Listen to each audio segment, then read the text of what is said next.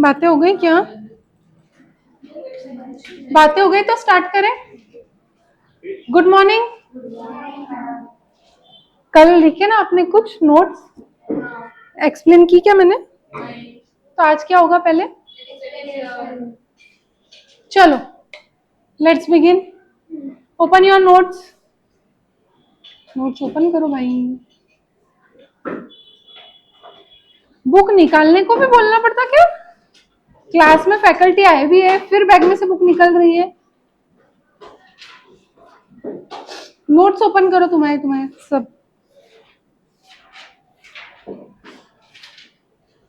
हम लोगों ने कल देखा अपना जो है ओवरहेड्स वो या तो अंडर एब्जॉर्ब्ड हो सकता है या तो ओवर एब्जॉर्ब्ड हो सकता है, राइट? एग्जैक्ट सेम रहेगा क्या? जितना आपने बजट किया है उतना ही एक्चुअल होने की प्रोबेबिलिटी कितनी है? बहुत कम। जितना आपने सोचा है कि आप पढ़ोगे आज का डे का टारगेट, उतना पूरा कंप्लीट होने के चांसेस कितने हैं? 70%। 70% होते हैं ना। तुम कोई सुपरफिशियल तो सेट नहीं करोगे टारगेट, पर थोड़ा सा खुद को पुश करने की कोशिश करोगे तो 70% तक अचीव हो जाएगा, बट 30% का जो है वो अचीव नहीं हो पाएगा। वैसे ही 30% फिर आपका क्या रह गया? अंडर एब्जॉर्ब रह गया।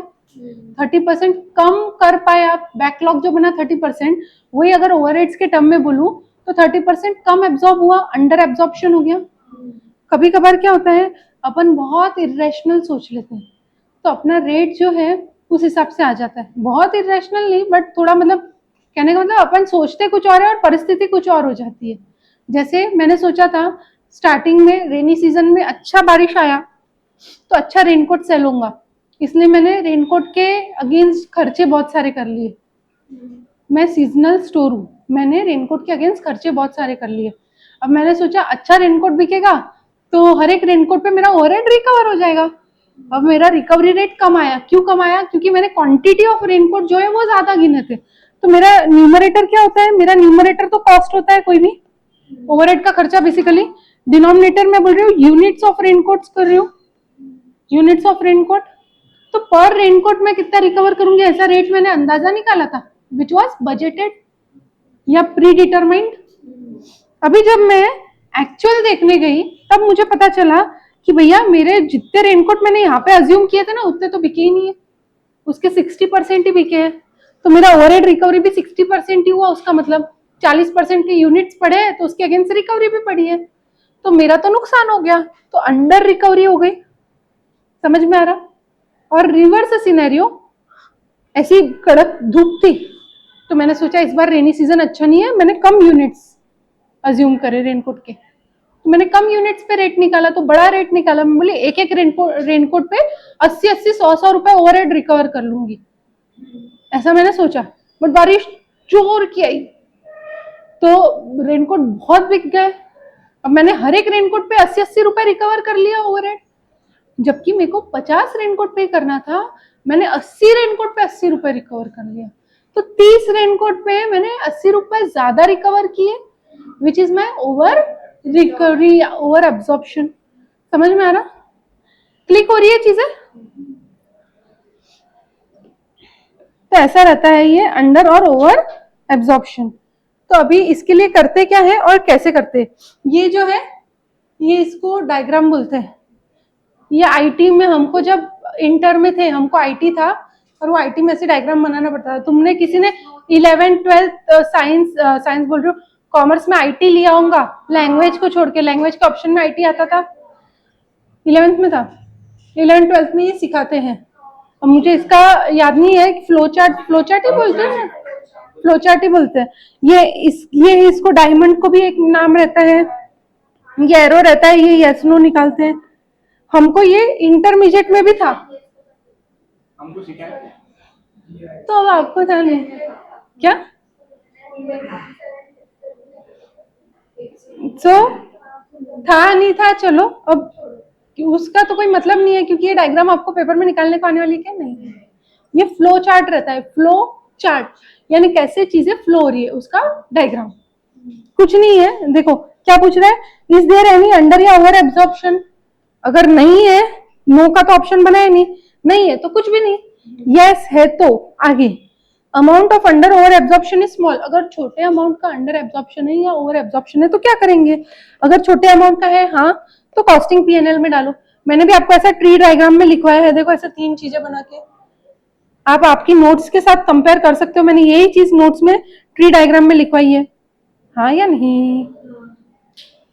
अगर अंडर एब्जॉर्प्शन या ओवर एब्जॉर्प्शन स्मॉल नहीं है तो पूछना ड्यू टू रॉन्ग एस्टिमेशन या फिर एबनॉर्मल रीजन की वजह से। क्या एबनॉर्मल रीजन यानी all of a sudden seasonal change होना, ऑल ऑफ अ सडन कुछ हो जाना। एबनॉर्मल रीजन अपने को पता है क्या होते हैं, नॉर्मल सिनेरियो में नहीं होते वो रीजन। तो अगर एबनॉर्मल रीजन की वजह से है या तो फिर आपका एस्टिमेशन जो है वो रॉन्ग होने की वजह से है तो भी कॉस्टिंग पीएनएल में जाएगा, हाँ या नहीं? आपकी नोट्स में देखो आपने क्या लिखा है। पर अगर ना एस्टिमेशन रॉन्ग हुआ है और ना ही तुम्हारा कोई एबनॉर्मल रीजन है, यानी कोई नॉर्मल रीजन की वजह से आपने सोचा था ये पेंसिल के 50,000 यूनिट्स बिकेंगे तो आपने पर यूनिट ओवरहेड निकाला था, बट जब आप मार्केट में बेचने गए तो 5,000 यूनिट ही बिके।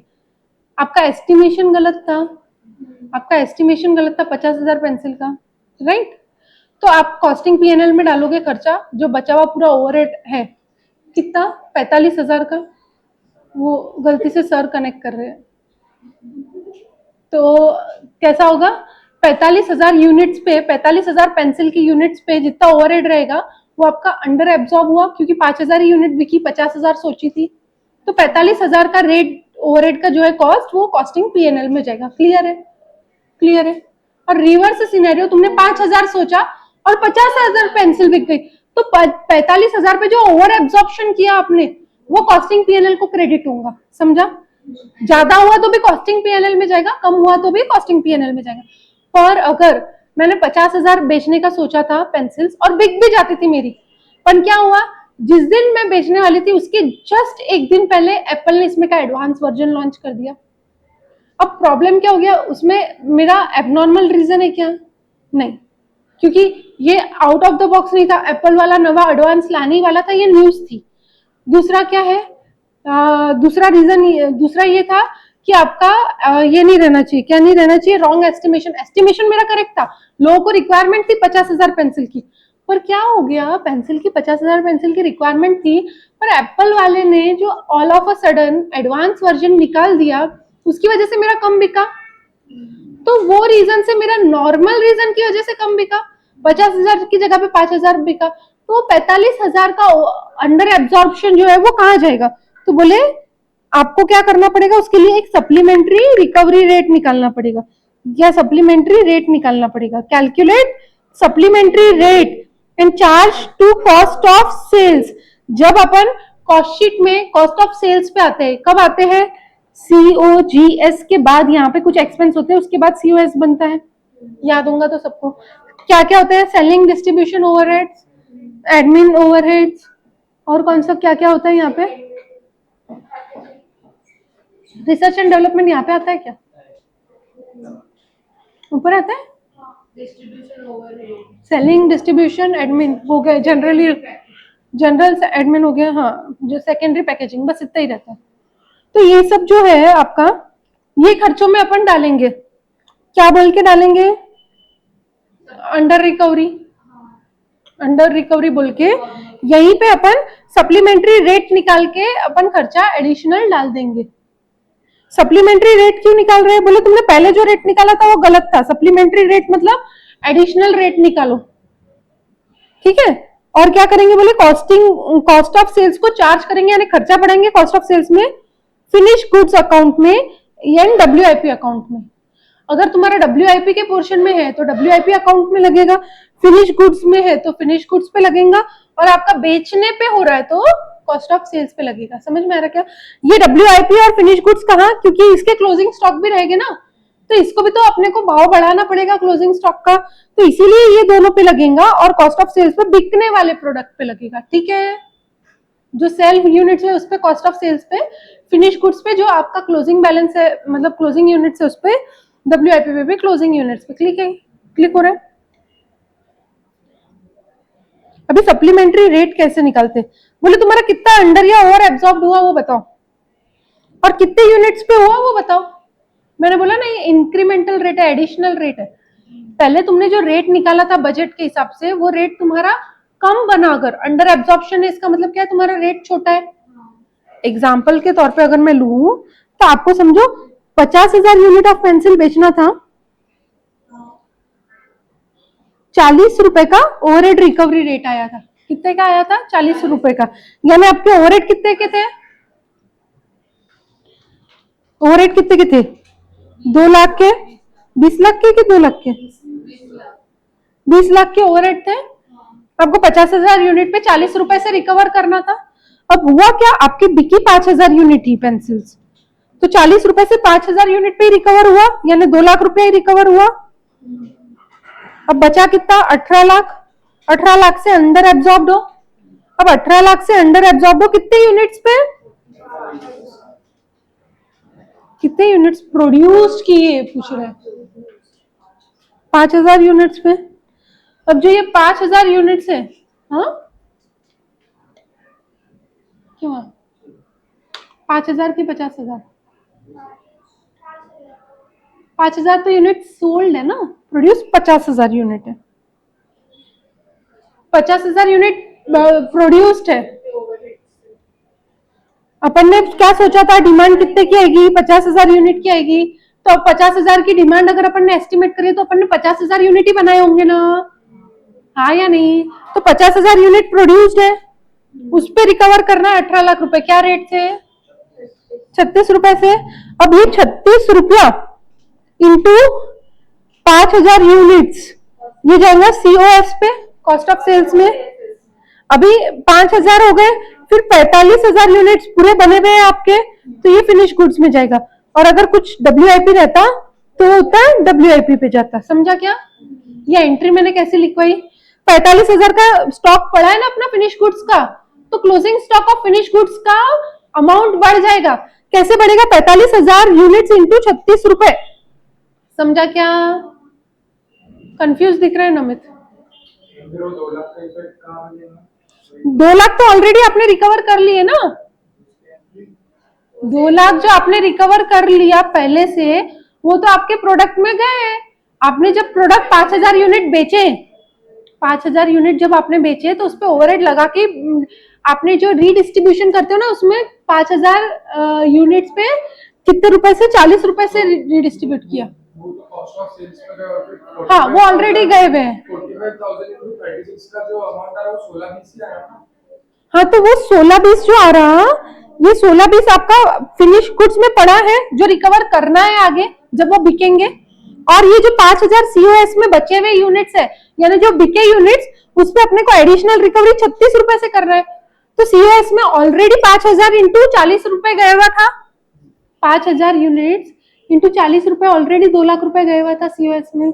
अब कितना जाएगा? अब और एडिशनल जाएगा 5,000 यूनिट्स इंटू 36 रुपए।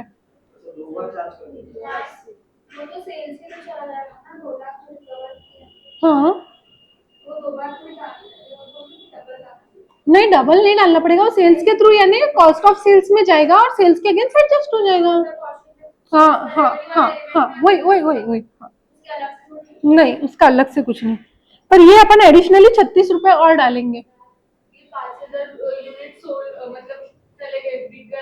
हाँ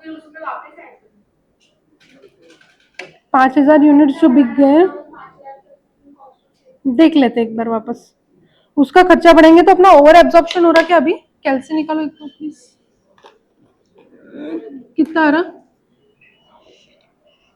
45,000 इंटू 36 कितना आ रहा? और आपने 2 लाख और रिकवर कर लिए हैं।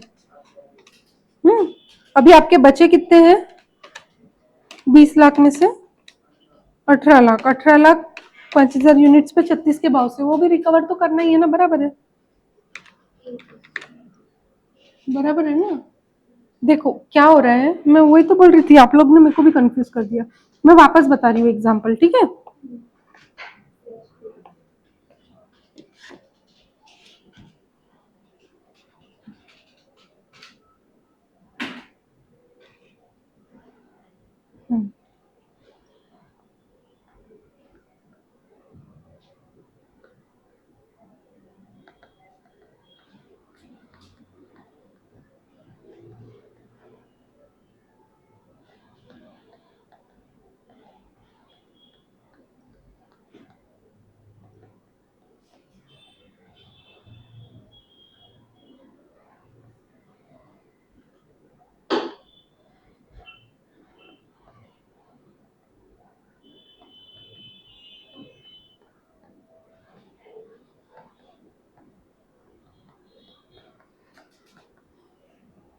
क्लियर है यहाँ तक के सबको?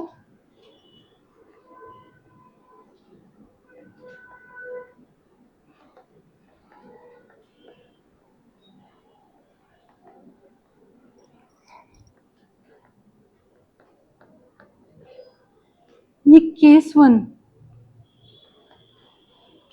एक्चुअल यूनिट प्रोड्यूस 50,000 और सोल्ड 5,000। ठीक है, अभी इसमें क्या होगा,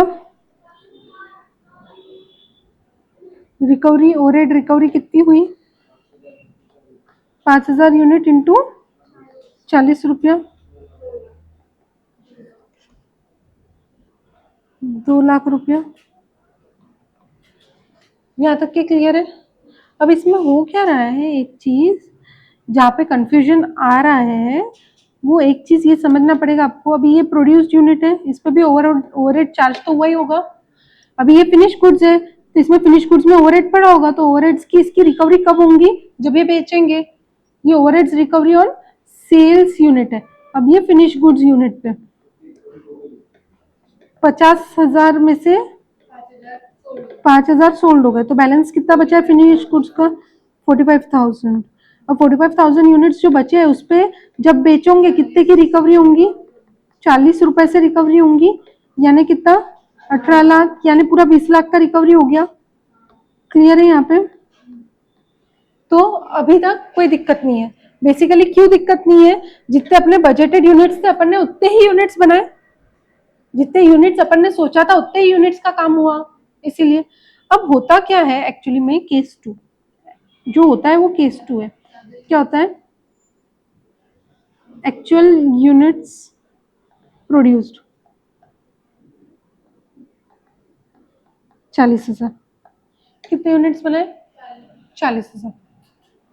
अभी इसमें से यूनिट्स सोल्ड समझो 5,000 है, ठीक है। अब क्या होगा, अब 5,000 यूनिट पे तो आपका रिकवर हो गया, 5,000 इंटू 40 रुपए, कितना, 2 लाख रुपए रिकवर हो गया। ये यहाँ पे क्लियर है सबको? अब कितना, ये आपका हो गया सोल्ड यूनिट्स पे। अभी ये फिनिश गुड्स पे कितना पड़ा होगा, 35,000 इंटू 40 रुपया, कितना पड़ा है, 14 लाख। तो आपका टोटल ओवरहेड कितना हो गया, 16 लाख ही हो रहा है अभी। तो कितना अंडर रिकवरी है,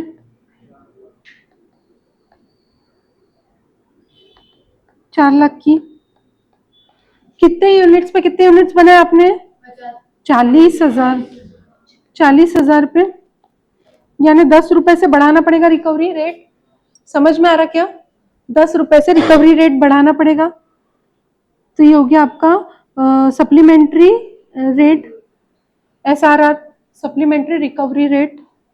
तो अब सप्लीमेंट्री रिकवरी रेट 10 रुपए का हो गया, तो अब आप करोगे क्या, आप करोगे cost of goods, cost of sales account debit, कितने से, 10 रुपया इंटू 5,000 यूनिट्स बेचे थे, राइट, उससे फिनिश गुड्स अकाउंट डेबिट कितने से, 10 रुपया इंटू 35,000 यूनिट्स पड़े थे, उससे टू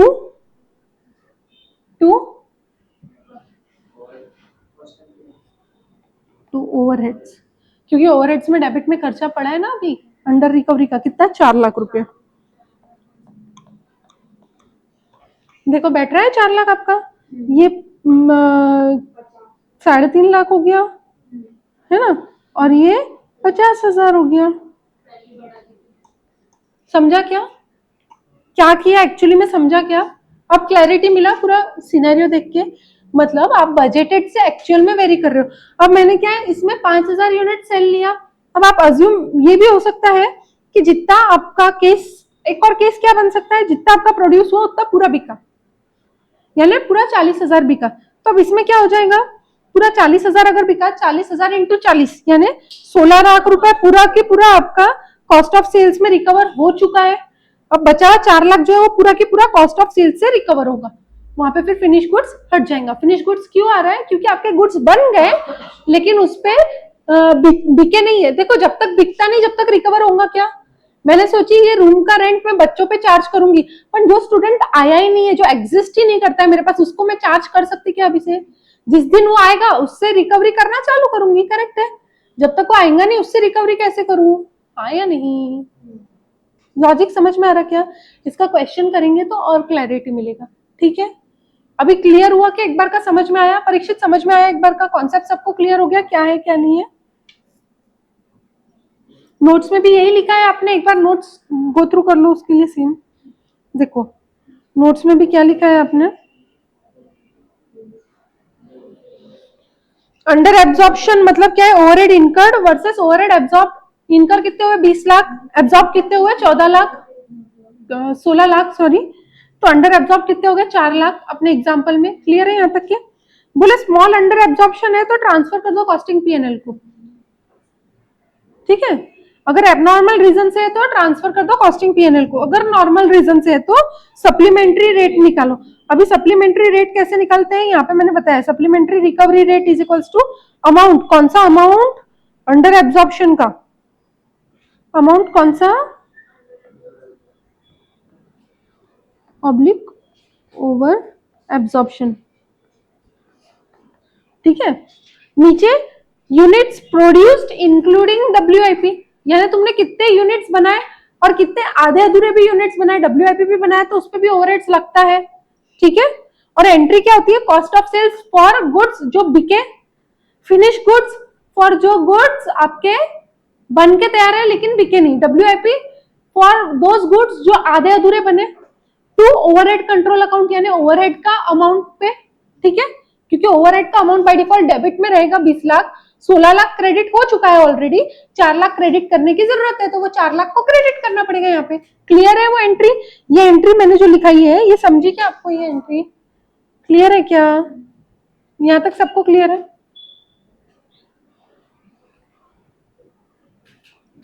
अभी इसका एक क्वेश्चन करें।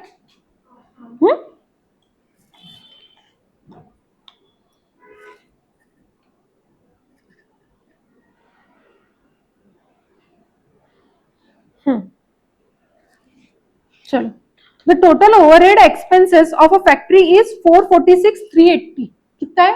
4,46,380 rupees. Taking into account the normal working of a factory, overhead was recovered in a product at rupees 1.5 per hour. The actual hours worked were 2,93,104. State how would you proceed to close the books of accounts, assuming that besides 7,800 units produced, for which 7,000 were sold, and there were 200 equivalent units of work in progress. देखो question क्या है, पहले तो ये समझो। आपको overhead का amount बता दिया कि ओवरहेड का एक्सपेंस कितना था, ठीक है।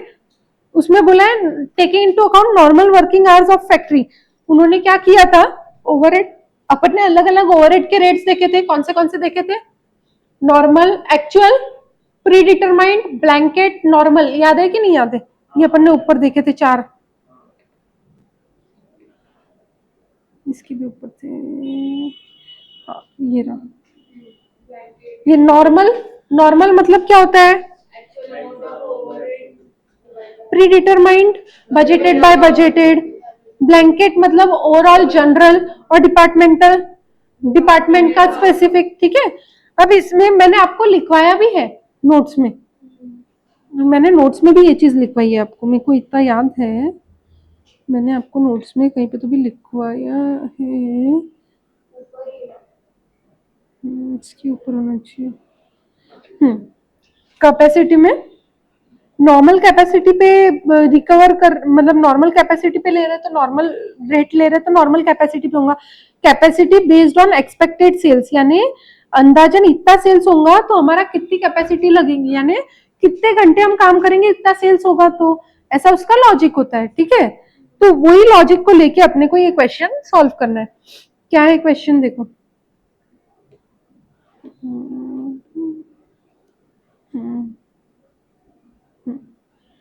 अभी इसमें क्या बोला है? 1.25 पर आवर का रेट निकला था, यानी कितने घंटे थे बताओ? देखो ओवरहेड कितना है? 446,380 डिवाइडेड बाय 1.25। तो आपके एक्चुअल मतलब नॉर्मल आवर्स कितने अज्यूम करे हुए थे कंपनी ने? Normal hours 357,104। समझा क्या सबको कैसे आया 357,104? परीक्षित कैसे आया समझा? समझ में आ रहा है? ये आपके नॉर्मल आवर्स थे, यहाँ तक के क्लियर है? अब एक्चुअल में कितने आवर्स काम किया आपने? 293,104। तो आपका कितना आवर्स का रिकवर हुआ? 293,104 आवर्स का रिकवर हुआ। तो कितने आवर्स कम का रिकवर हुआ? 64,000 आवर्स का कम रिकवर हुआ। तो अब 64,000 इंटू 1.25 का रेट कितना आपका अंडर रिकवरी हुआ? 80,000 से अंडर रिकवरी हुआ। ये समझ में आया सबको? तो 80,000 का अंडर रिकवरी अब अपने को बाकी लोगों को देना पड़ेगा, हाँ या नहीं? हाँ या नहीं? तो अभी वही करना है अपने को। अभी आपको समझना पड़ेगा कि कितना ओवरहेड एब्जॉर्ब हुआ है और कितना नहीं हुआ है। तो बोले एक्चुअल फैक्ट्री ओवरहेड एक्सपेंसेस कितने थे? पूरे 446। ये पर आवर नहीं निकालते हुए टोटल में खेल रहे। ओवरहेड कितने एब्जॉर्ब किए? तो बोले 293,104 इंटू 1.25 तो 366। तो माइनस करो सीधा 80,000 आएगा। अपन ने पहले आर्स निकाल लिए, कितने आर्स का नहीं किया और फिर उस हिसाब से निकाला। उन्होंने डायरेक्ट निकाला, एक ही बात है।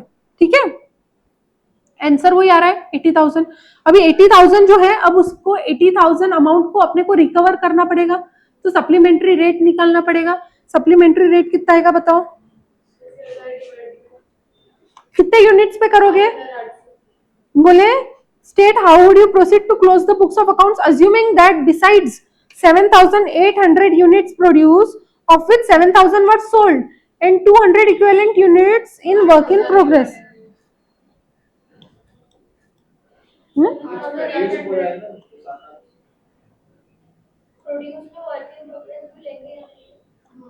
लेंगे ना, मैंने लिखा था नीचे units including in units of production including work in progress notes में 7,800 प्रोड्यूस हुए जिसमें से 7,000 सोल्ड हुए, यानी कितने आपके फिनिश गुड्स के स्टॉक पड़े? क्या बोल रहे हैं? 7,800 यूनिट्स प्रोड्यूस किए आपने, ऑफ विच ये 7,800 का ही डिवीजन बता रहा है, ये चीज समझो। Of which 7,000 were sold, there were 200 equivalent units of working progress, 200 ये थे। तो फिर फिनिश गुड्स कितने थे?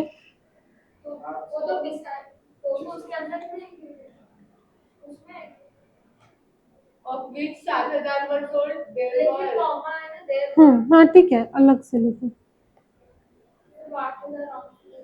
ये 800 और यहाँ पे प्लस 200, ठीक है।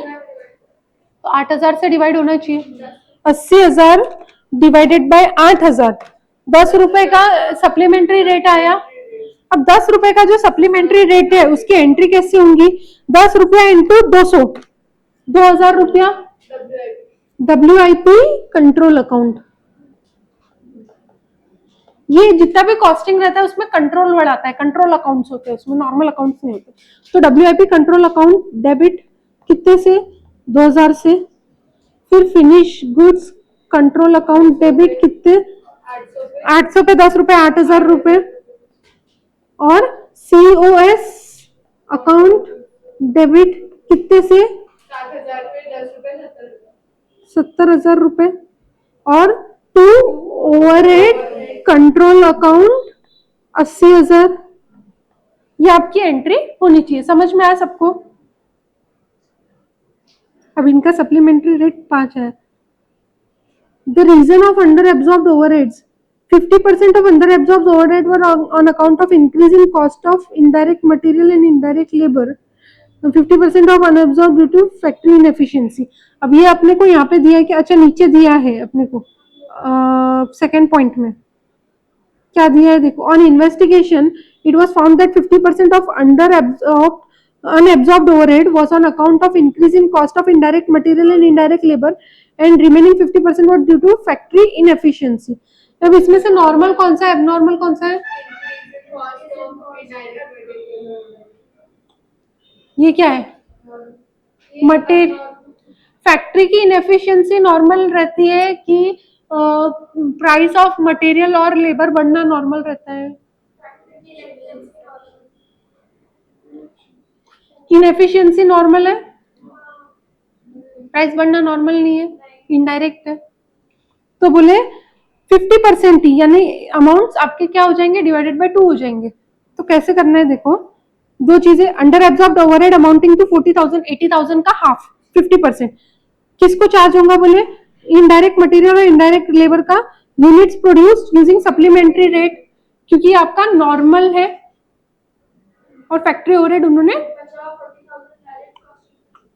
तो अभी इसका सप्लीमेंट्री रेट निकला 5, क्योंकि अपना आधा ही हो गया, 80,000 की जगह पे 40,000 डिवाइडेड बाय 8,000 यूनिट्स, 5 रुपए का रेट।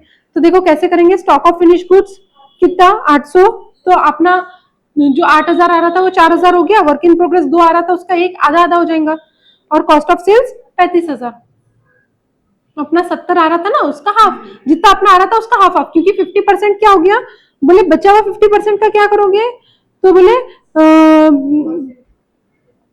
आगे लिखा होगा ना, the balance of unabsorbed 40,000 due to factory inefficiency should be debited to costing profit and loss account in abnormal loss.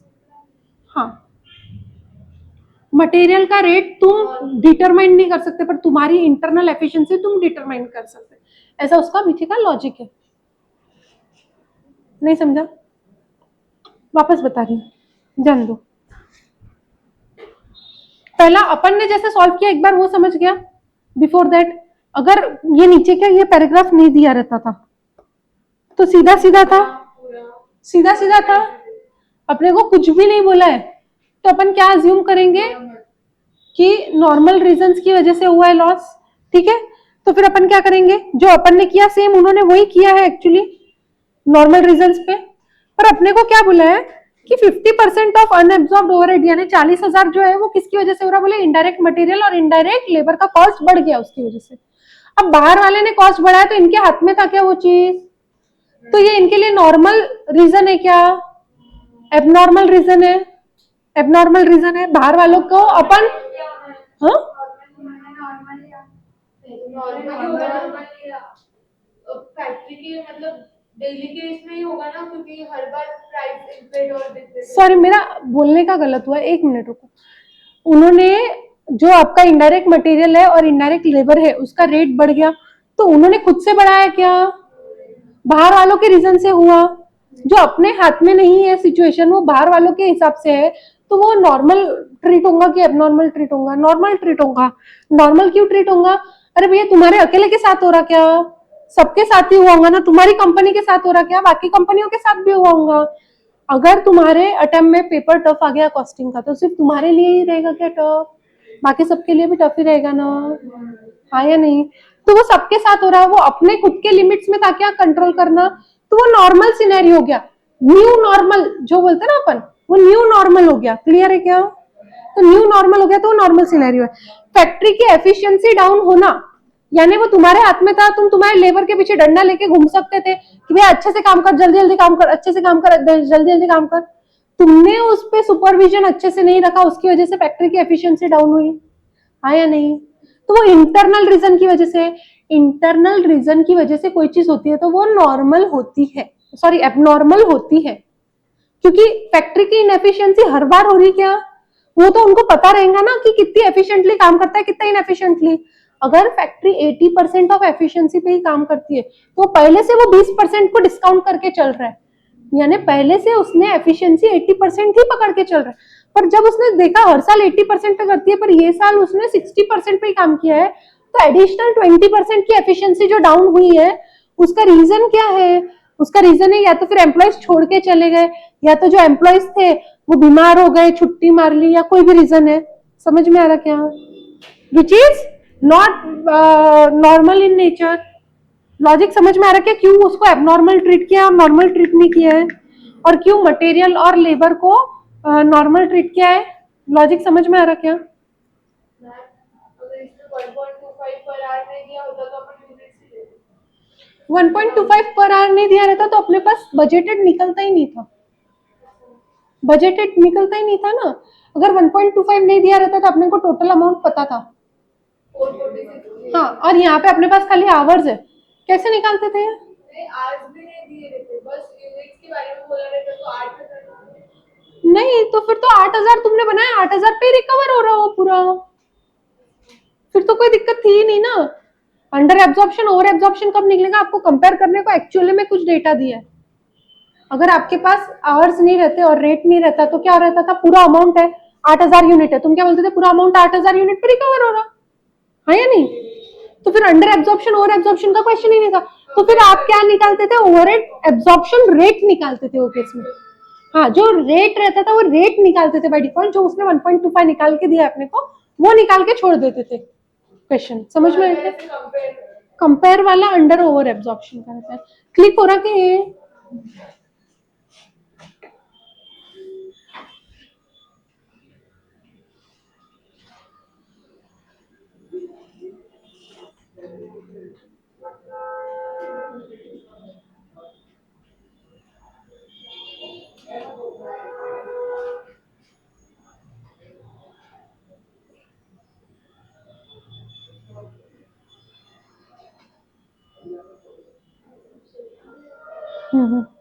चलो ये अच्छा है, ये अलग क्वेश्चन है, ये भी करते हैं। Illustration 9। In an engineering company, the factory overheads are recovered on a fixed percentage basis. क्या फैक्ट्री ओवरहेड्स जो है वो fix percent basis on direct wages, यानी डिनोमिनेटर जो है डायरेक्ट वेजेस हो गया, न्यूमरेटर क्या हो गया? Factory overhead. तो आपका क्या फॉर्मूला बन जाएगा? Factory overheads by direct wages. तो ये अमाउंट डिवाइडेड बाय अमाउंट है, तो क्या आएगा आंसर? परसेंटेज। ठीक है। And administrative overheads are absorbed on fixed percentage basis on factory cost. तो अभी बोले administrative overhead upon factory cost. Factory cost क्या होता है? फैक्ट्री कॉस्ट कैसे आता है? Prime cost plus factory overheads वो आता है फैक्ट्री कॉस्ट। देख लो, ठीक है।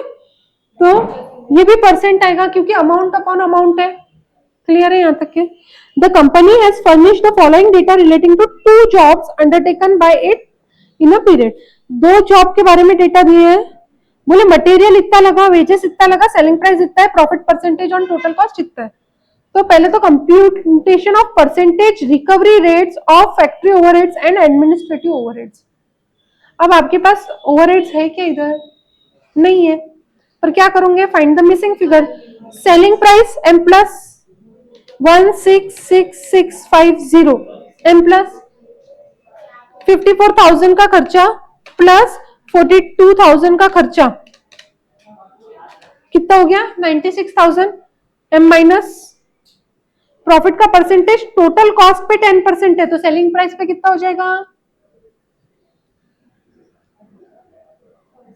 10% ऑन कॉस्ट, तो सेलिंग प्राइस पे कितना?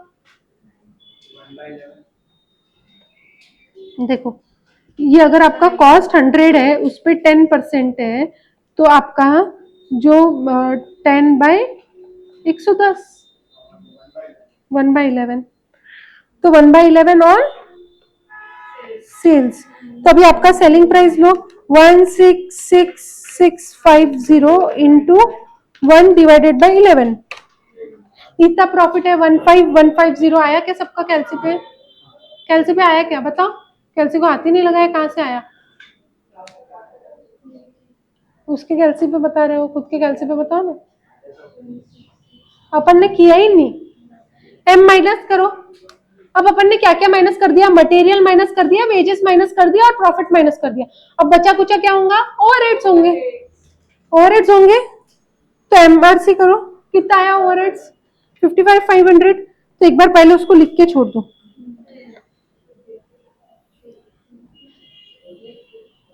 55,500 लिख के छोड़ दो कहीं पे। इसका आया ना 55,500। अब सारे ओवरहेड्स मिला के, हाँ, कौन से? फैक्ट्री और एडमिन दोनों मिला के ही बचेगा ना। अभी दूसरा जॉब, इसकी बारी 128,250 एम प्लस, ये 20% है तो into divide by 120%, minus 37,500 divided by 120, तो m माइनस कर दो प्रॉफिट, फिर 30,000 और 37,500, ये भी m माइनस कर दो, कितना आया? और आया 39,375, सबका आया क्या? 39,375, किसका नहीं आया?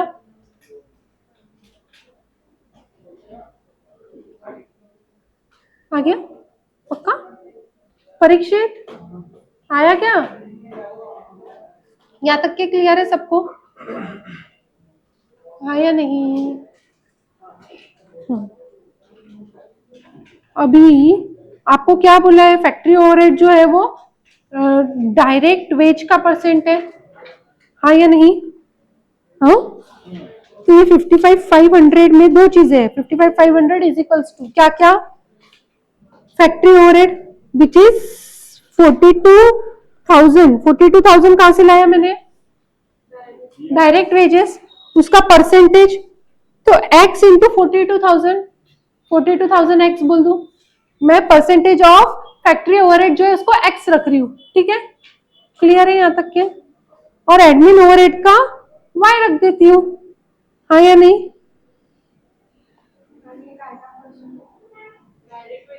डायरेक्ट वेजेस का परसेंट है ना, बोला है क्वेश्चन में, देखो factory overhead are recovered at a fix percentage basis direct wages, तो डायरेक्ट वेजेस का जो परसेंट है, तो direct wages into x percent becomes your factory overhead, और एडमिन ओवरहेड क्या आएगा? Factory cost plus factory cost का परसेंट, तो फैक्ट्री कॉस्ट कैसे निकालेंगे?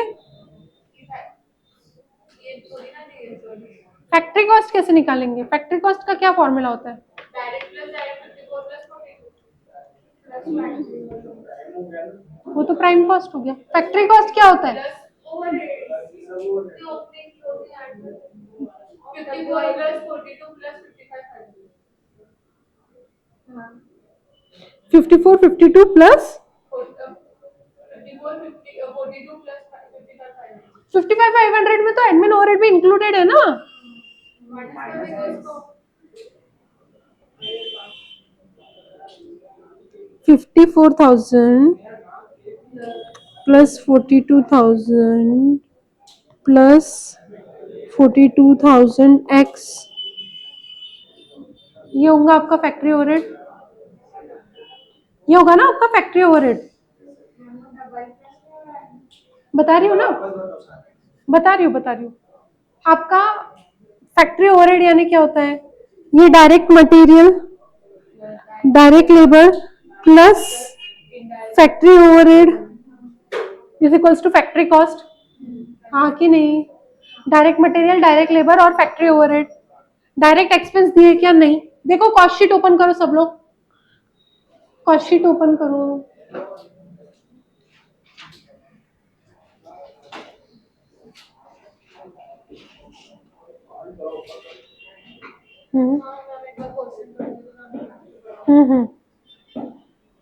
यहाँ पे लिखा है factory overheads are recovered on fix percentage basis direct wages, तो ये फैक्ट्री ओवरहेड्स जो है वो डायरेक्ट वेजेस के परसेंट पे रिकवर होगा, तो फैक्ट्री ओवरहेड जो है वो हो जाएगा आपका डायरेक्ट वेजेस 42,000 एक्स, ये फैक्ट्री ओवरहेड हो गया, यहाँ तक के क्लियर है? फिर क्या बोल रहे हैं? Administrative overheads are absorbed on fix percentage factory cost पे, तो administrative overhead divided by factory cost करेंगे, वो परसेंट से आपका क्या रिकवर होगा? और फैक्ट्री ओवरहेड और admin overhead is equal to total overhead, हाँ, निकालना है आपको परसेंटेज, कितना परसेंट फैक्ट्री ओवरहेड का है और कितना परसेंट एडमिन ओवरहेड का है, ये समझ में आ रहा है क्या सबको? हाँ या नहीं? इसको आप टेबुलर फॉर्म में भी लिख सकते हो, टेबुलर फॉर्म में लिख के बताओ क्या, थोड़ा इजी हो जाएगा, रुको अरे पहले कॉपी कर लेते हैं क्वेश्चन, हाँ जाओ बोल के आओ, हाँ तो मैं मैम हूँ तो उससे क्या फर्क पड़ जाएगा?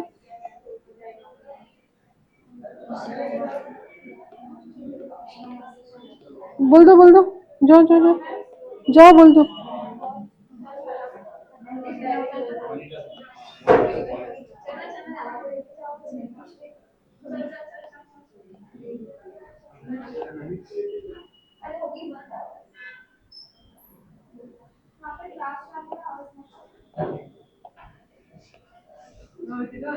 ये बोलने के बाद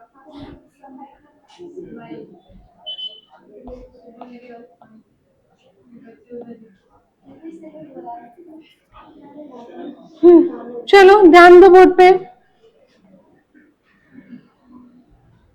cost sheet, direct material, direct wages,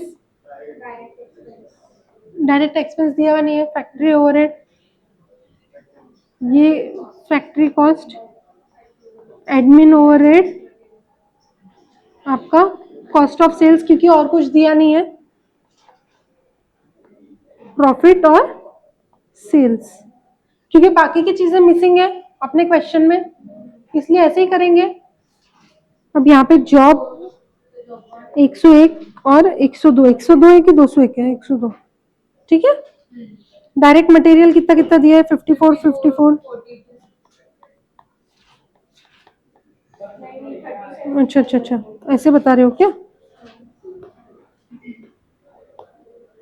37,500, 42 और 30, ठीक है।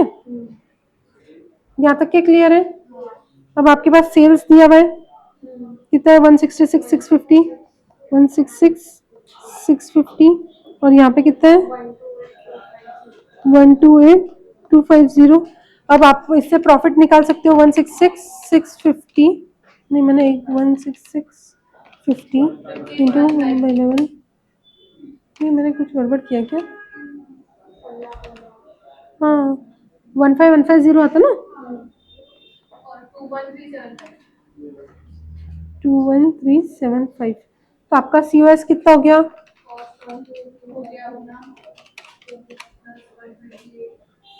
151,500, 106,875। ये यहाँ तक के समझा क्या? यहाँ तक के समझा। अब अपने को क्या क्या भरना है? अपने को बेसिकली ये और ये निकालना है, ऐसा ही बोला है उन्होंने क्वेश्चन में। समझा क्या? अब क्लियर है पिक्चर? पूरा पिक्चर क्लियर है? अब ये दोनों मिला के इसका डिफरेंस निकाल सकते हो जो मैंने निकाला था।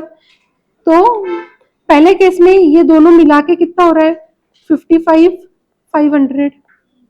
कैसे? 151,500 माइनस वो दोनों ऊपर के। समझ में आ रहा है कि मैंने क्या किया था? अभी दूसरे केस में कितना आएगा?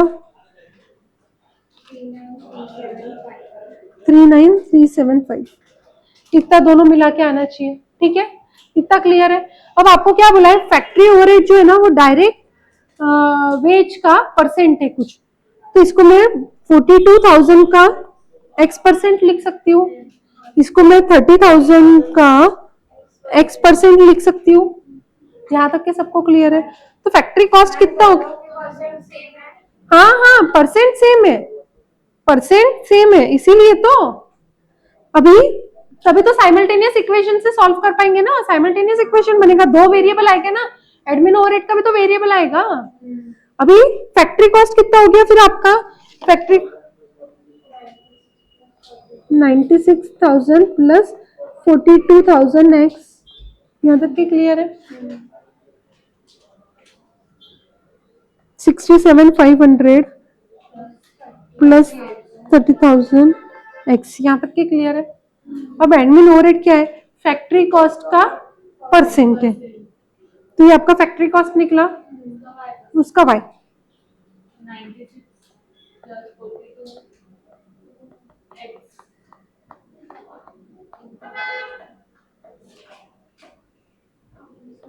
67,500 ऐसे समझ में आया? मैं वही चीज आपको वहां पे लिख के बता रही थी भैया। ये यहाँ तक के क्लियर है? अब मैं इसको इक्वेशन फॉर्म में ऐसे लिख सकती हूँ, मेरा इक्वेशन फॉर्म में 96,000 प्लस 42,000 एक्स वाई और ये यहाँ पे Y, right, is equals to 151500। COS मेरा कितना हो जाएगा? नहीं प्लस वो भी करना पड़ेगा ना। हाँ हाँ हाँ वो भी तो करना पड़ेगा, yes. Plus 96,000 plus 42,000 X, is equals to 151500। यहाँ तक के क्लियर है? ये पहला इक्वेशन हुआ। अब इसको मैं इक्वेशन को सॉल्व करूं तो कैसे करूं? सेकंड वाला है कर सकते हैं क्या? कर सकते हैं ना, थोड़ा simplify. 42,000 X plus 42,000 X Y plus 96,000 Y is equals to 55,500। तो यही चीज मैं डायरेक्ट लिख रही थी आपको कि डिफरेंस जो है वो डिफरेंस क्या है। ये जो आपने ये बड़े एग्जाम्पल से निकाला तो मैंने आपको वही बताया था, गैप जो है वो दोनों ओवरहेड्स मिला के है।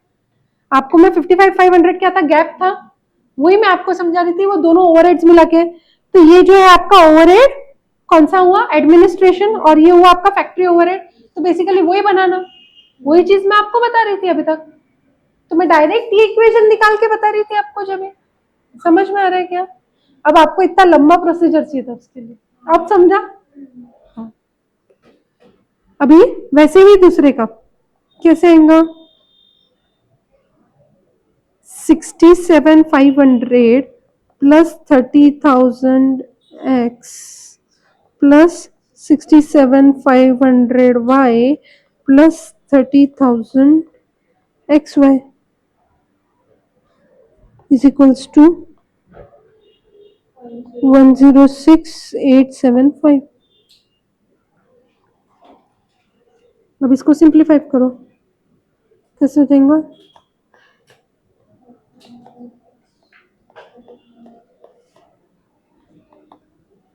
बस 60,500 वाई इज इक्वल्स टू कितना, 30।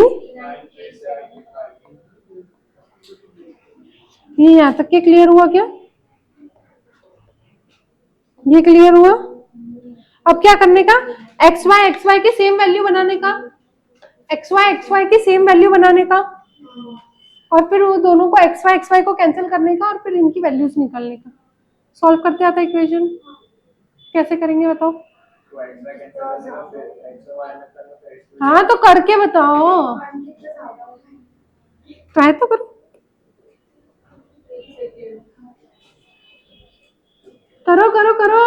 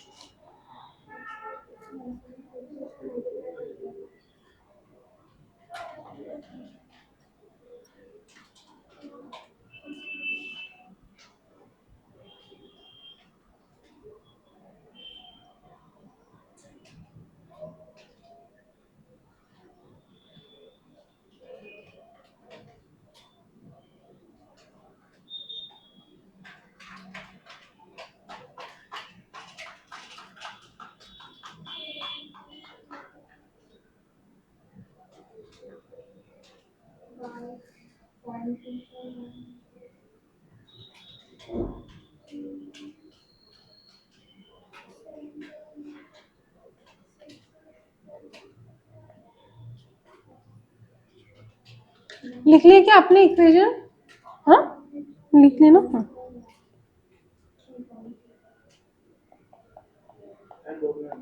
हाँ हाँ आप करो ना, मैं जब तक दूसरा कर रही हूँ। देखो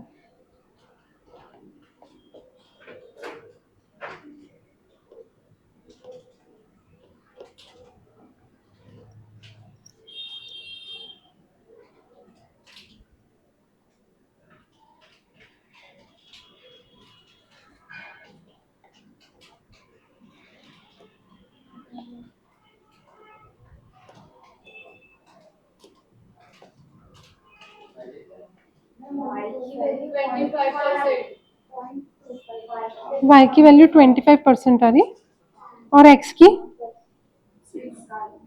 6.7।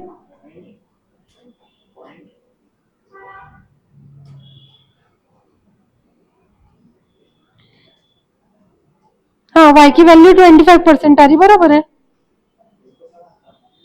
उन्होंने भी तो वैसे ही किया है।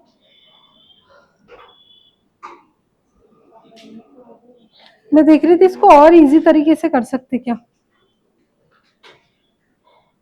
नहीं बट उतना अपने पास डेटा भी नहीं है ना। क्या कर रहे हो आप, मेरे को ये बताओ। पहले एक्स वाई को कैंसिल किया तो एक्स भी कैंसिल हो गया तो वाई की वैल्यू तो कितने से मल्टीप्लाई करोगे तो एक्स वाई कैंसिल होंगे? ऊपर को 30 से किया नीचे इतना बड़ा बड़ा नहीं करो, 1.2 से।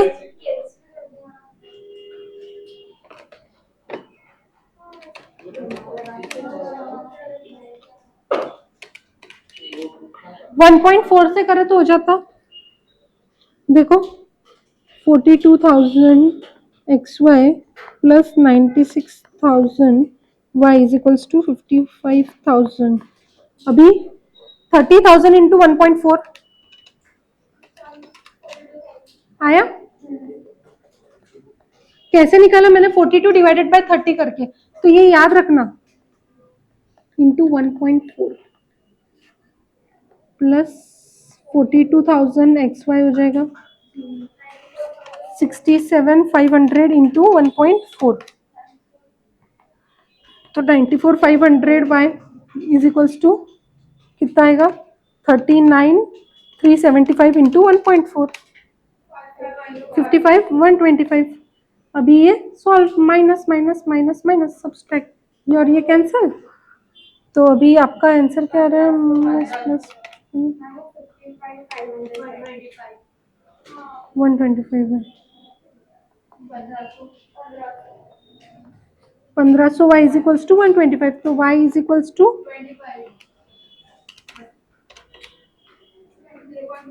नहीं, मेरा 125 डिवाइडेड बाय 1500 नहीं, अलग क्यों है?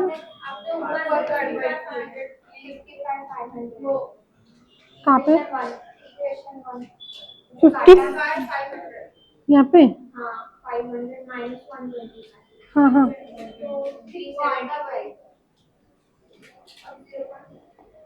अच्छा अच्छा, 100 माइनस 55 125, 375 डिवाइडेड बाय 1500, हाँ 0.25, तो y इज इक्वल्स टू 25%।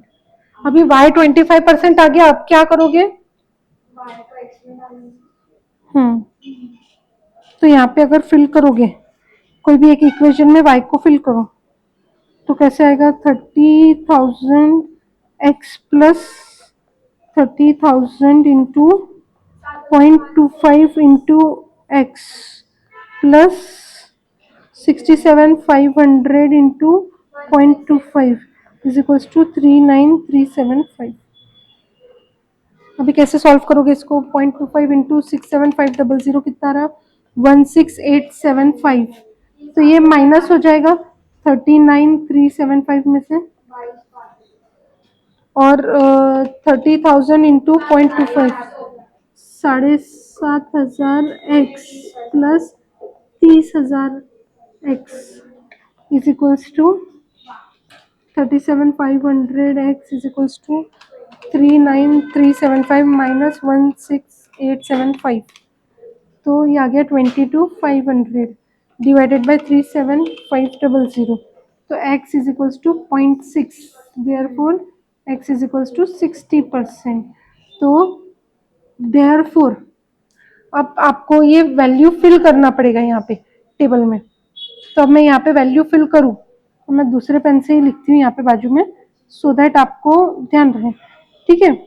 अभी 42,000 इंटू 60%, यानी ये हो जाएगा आपका 25,200।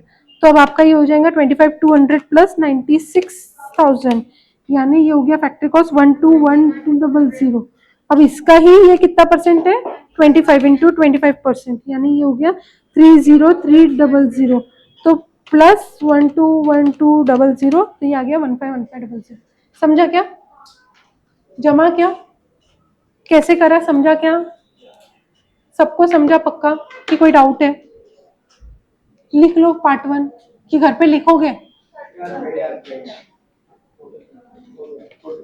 हाँ ठीक है ना, ले लो फोटो ले लो। कैसे सॉल्व करना है फोटो ले लो।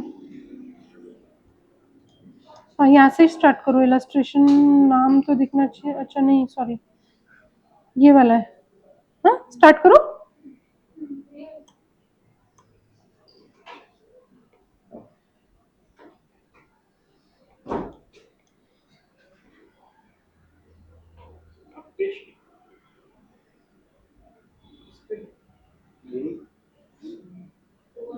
ये तो अभी पार्ट 1 हुआ, इलस्ट्रेशन खत्म थोड़ी हुआ भैया, पार्ट 1 हुआ।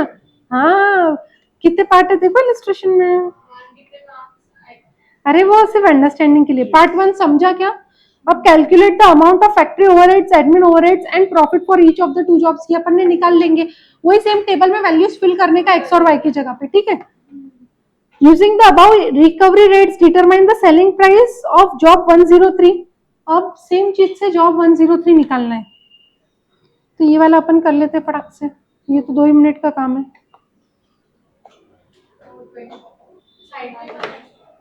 हाँ वहीं पे साइड में ही बना रहे हैं, तो मेरे को एक बार क्वेश्चन तो लगेगा ना।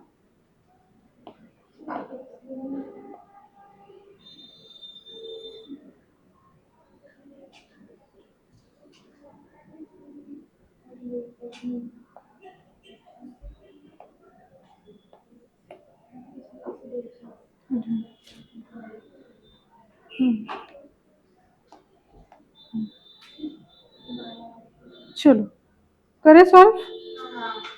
देखो क्या क्या, 24,000, 20,000। अभी 20,000 का कितना परसेंट? 60%। कितना? 12,000। कितना हो गया ये? 56,000 का 25%। ये अपन ने लिया 25% और ये अपन ने लिया 60%। कितना हो गया ये? 70,000। अब आपको सेलिंग प्राइस बताना है। प्रॉफिट उसने बोला है 12.5% ऑन सेलिंग प्राइस। सेल्स पे 12.5 चाहिए, तो कॉस्ट पे कितना रहेगा?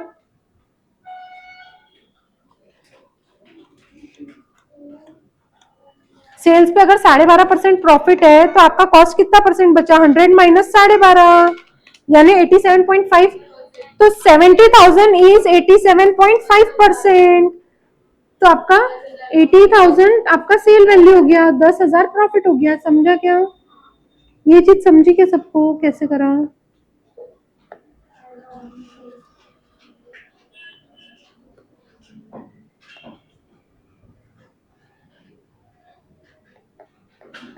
$70,000 डिवाइडेड बाय 87.5%।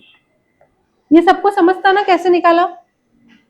परीक्षित सोना नहीं है बेटा, जाओ मुंह धो के आओ। समझा? पार्ट 3 खत्म, ये क्वेश्चन खत्म। लिख के लाना है इलस्ट्रेशन। कौन से लिखना है आपको इलस्ट्रेशन?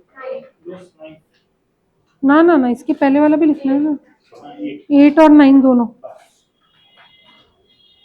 बस यानी इलस्ट्रेशन 2 लिखना है।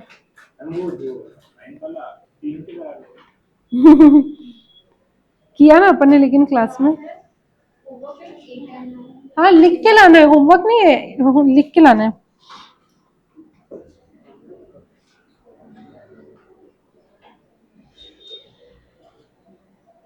अब देखो ये अपने आप में यूनिक क्वेश्चन है। A company which sells 4 products, some of these are unprofitable. The company proposes to discontinue to sell one of these products. The following information is available regarding income, cost and activity for the year ended 31st March. Sales बता दी 4 product की, आपको cost of goods sold बता दिया। Cost of goods sold के बाद क्या क्या खर्चे रहते हैं?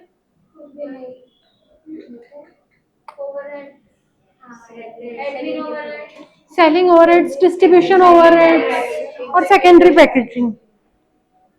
तो number of parcel sent, number of invoice sent, area किस चीज के लिए दिया होगा? ये देखो खर्चे बता दिए।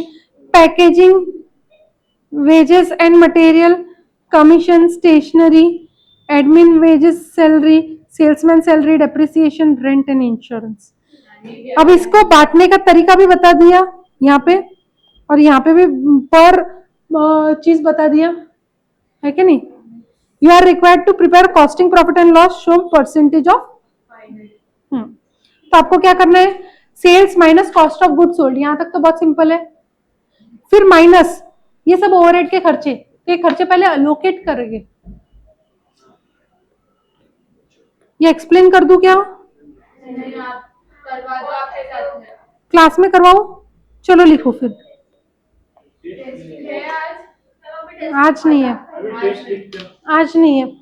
मैंने कल बोला था तो कल ही रहेंगे, आज नहीं है। नहीं नहीं नहीं, कल ऑडिट किया तो क्या हो गया, कल लेंगे ना अपन।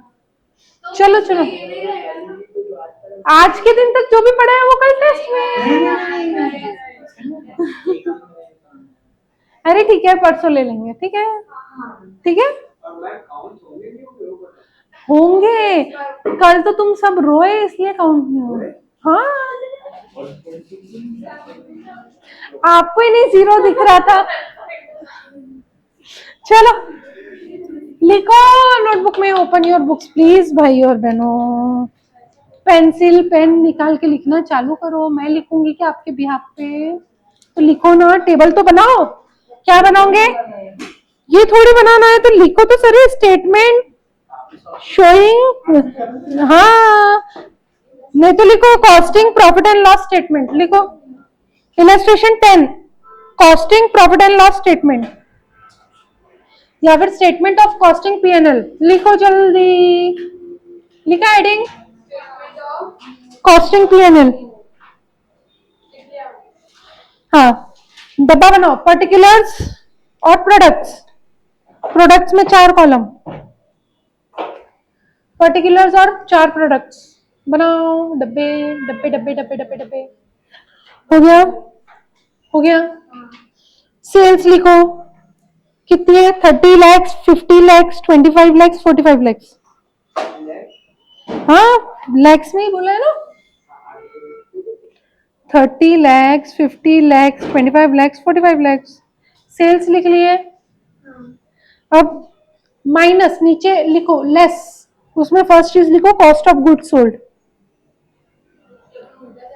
हाँ, जैसा दिया है वैसे जाने का।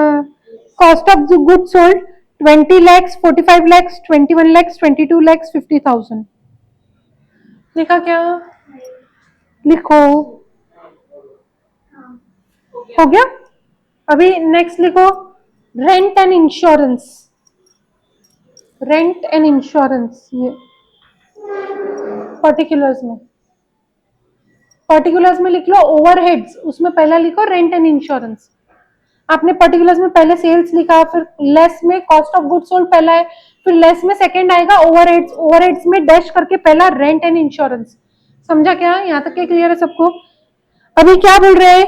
एरिया ऑफ स्टोरेज के बेसिस पे बांटना है, तो 3 लाख को ये सब इसमें डिवाइड करो, 50, 40, 80, 30, यानी 200 में, है ना? 50, 40, 80, 30 200 में, तो 300 डिवाइडेड बाय 200 इंटू 50 कितना?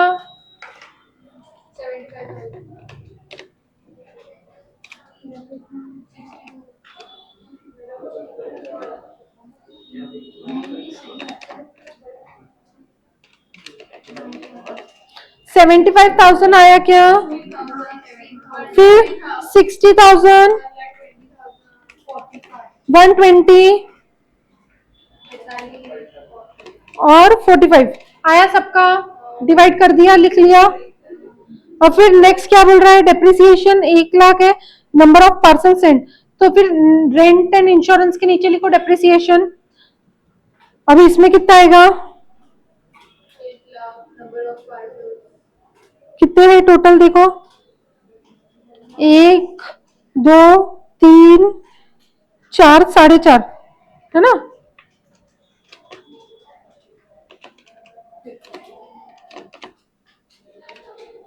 हाँ कि नहीं? कुछ तो बोलो भैया।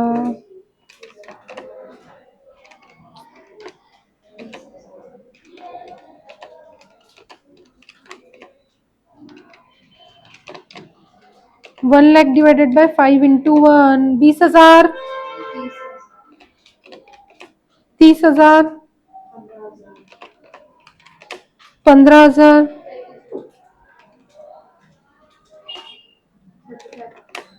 35,000।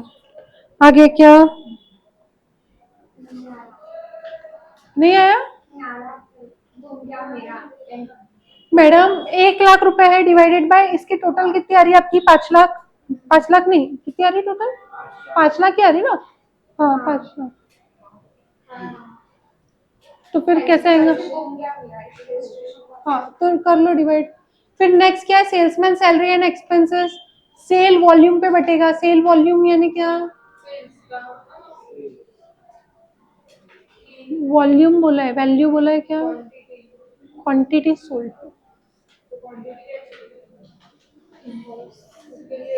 अपन को पहले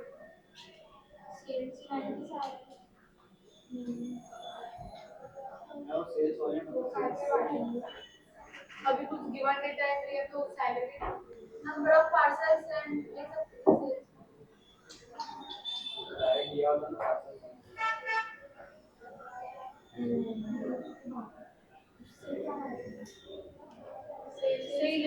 administrative wages and salaries basis में देखा है। हाँ हाँ सेल्स वॉल्यूम बोले तो वो पार्सल सेल्स में आएगा ना, नंबर ऑफ पार्सल्स आएगा या फिर सेल्स के रेशियो 30-50-80। नंबर ऑफ पार्सल्स हो सकते हैं वो दो में क्लियर है। मैं भी वही सोच रही हूँ। बट उन्होंने बेसिस दिए तो क्यों लेना आपने? सेल्स वॉल्यूम पर सेल्स वॉल्यूम यानी क्या होता है? मैम सेल्स के रेंज में सेल्स का रेशियो वॉल्यूम तो फिर सेल्स ले लेंगे वो सेल्स वैल्यू ही ना वैल्यू वॉल्यूम और वैल्यू में फर्क रहता है ना। वॉल्यूम यानी क्या? Quantity of goods sold. हाँ या नहीं? Quantity of goods sold. Value यानी क्या रहता? पूरा अमाउंट रहता। एक बार पहले एडमिन एंड वेजेस बांटो। चलो, admin wages and salaries 5 lakh. Invoices sent की बेसिस पे कितना हो जाएगा? 80, 140, 60, 120,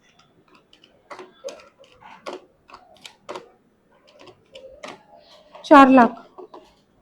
तो 5 lakh divided by 4 into 0.8। 1 lakh पहले का, 175, 75,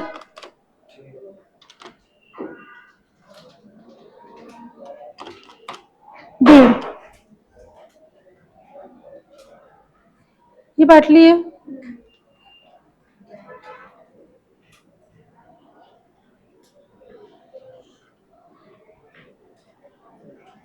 अभी पैकेजिंग वेज एंड मटेरियल 2 पर पार्सल, तो आपके नंबर ऑफ पार्सल इंटू 2। फिर लिखो इसके बाद एडमिन वेजेस एंड सैलरीज के नीचे packaging wage and material. Packing wages and material. Packing wages and material में लिखो 2 into 100 2 into 1 lakh 2 lakh, 2 into 150 3 lakh, 2 into 75 कितना? 150, फिर 2 इंटू 175 कितना? 325 नहीं कितना? 350, 350।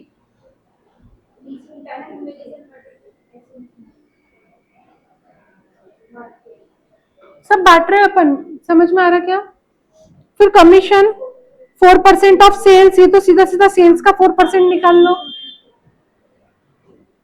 कमीशन सारा सेल्स का 4% निकाल लो। ये लोग ने क्या किया है जब तक मैं देखती हूँ उसको।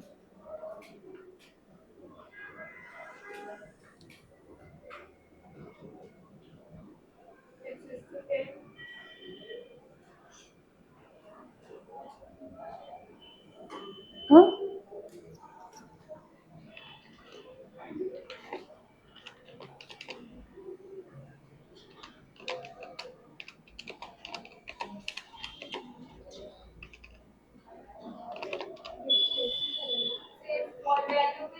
हाँ हाँ वही मैं देखी। हाँ वॉल्यूम नहीं दिया है तो वैल्यू पे लिया है उन्होंने। अभी कमीशन किया क्या? पहले कमीशन हो गया क्या? 4%। कमीशन 4% हो गया। फिर स्टेशनरी लिख लो 1 रुपीज 1 पर इनवॉइस। तो कितने इनवॉइसेस है? 80,000, 140, 60, 120 लिख लो। स्टेशनरी लिख लो। स्टेशनरी भी लिख लिया। अभी सेल्समैन सैलरीज एंड एक्सपेंसेस आप ये सेल्स वॉल्यूम पे बुलाए। हाँ हाँ तो फिर स्टेशनरी तक हो गया क्या? लिखो ना फिर फटफट। हो गया। तो जिनका हो गया, सेल्समैन की सैलरी उन्होंने सेल्स वैल्यू पे लिया है ना कि वॉल्यूम पे। और actually in absence of information selling price तो अपने को निकालना है ना। अपने को क्या पूछा है देखो, प्रॉफिटेबल है कि नहीं प्रॉफिटेबल है वो बताना है। नंबर ऑफ यूनिट्स अपने को बताया नहीं है, तो अज्यूम कर रहे हैं सेलिंग प्राइस सबका सेम है, तो वॉल्यूम वेरी हो रहा है। सेल्स वैल्यू में क्या क्या कंपोनेंट रहते हैं? Selling price into selling volume is equals to sales value, है कि नहीं? 50,000 यूनिट इंटू 10 रुपया, 5 लाख रुपया का सेल वैल्यू। फिर अपन बोल रहे हैं सेलिंग प्राइस सबका सेम है। हाँ वो भी बांट दो, सेल्समैन सैलरी बांट दो, सब बांटा बांटी हो गई। तो सारे खर्चों के बाद देखो प्रॉफिट कितना बच रहा है, किस में लॉस आ रहा है, किस में प्रॉफिट आ रहा है। So sorry.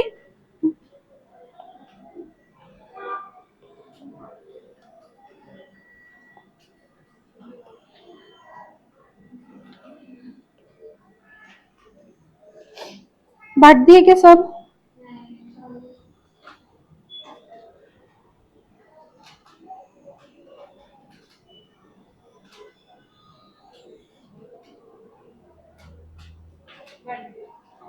कितना कितना प्रॉफिट आ रहा है बताओ?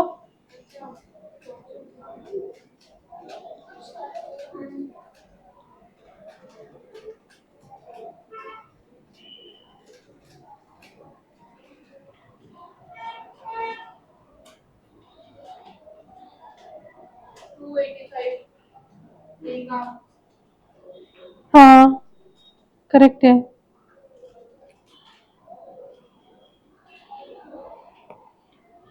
फिर बी का कितना आ रहा?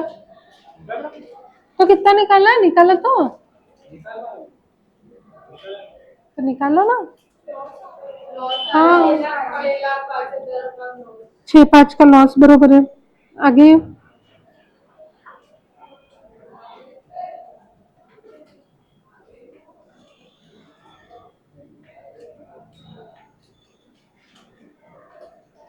आगे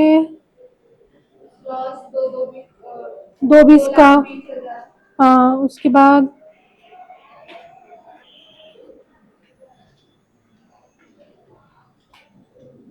2-20 के लॉस के बाद बताओ और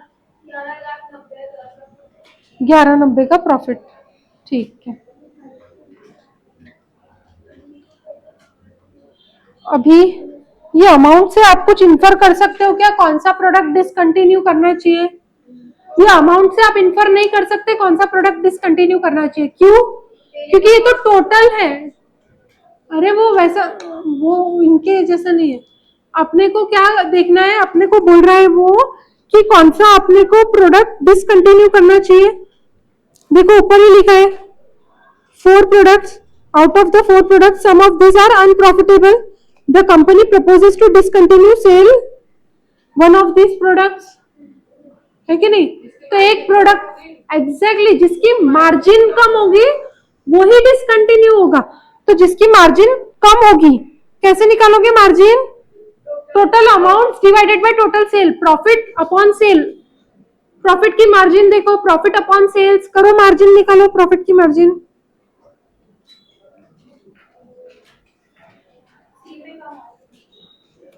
तो आप कौन सा डिसकंटिन्यू करोगे? सी में कमारी?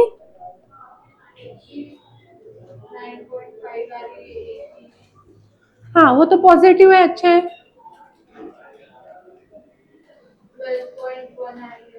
हाँ बी की, सी की कितनी आ रही है? 8.8% आ रही है हाँ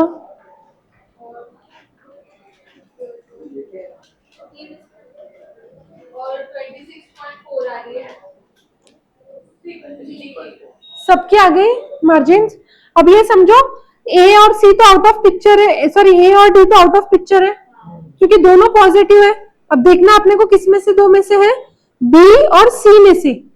अभी ये निगेटिव मार्जिन जिसका बड़ा यानी वो ज्यादा प्रॉफिट से दूर है, नंबर लाइन समझती ना सबको, नंबर लाइन में 0 के बाद 1 2 3 उसमें जो बड़ा नंबर है वो अच्छा, और पर नंबर लाइन में 0 के पीछे 1 -1 -2 -2 इज मोर स्मॉलर देन -1, ये तो चीज पता है ना।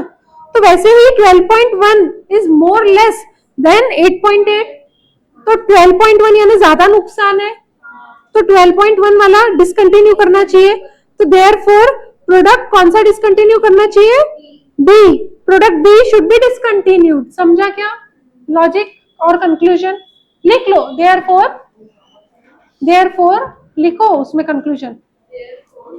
Out of all four products, out of all four products लिखो, कंक्लूजन उन्होंने नहीं लिखा है। Therefore out of all four products, product B fetches lowest margin, fetches lowest margin, bracket में लिख लो हायर नेगेटिव प्रॉफिट, ब्रैकेट्स में लिखो higher negative profit, and hence the same should be discontinued, and hence the same should be discontinued. हुआ clear? Clear हुआ कैसे करना है, क्या करना है?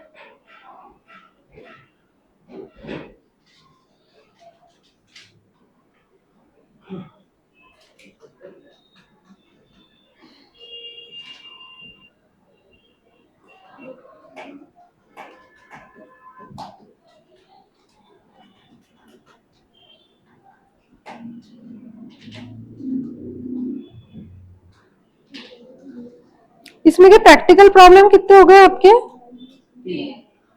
पहले 3 हो गए ना?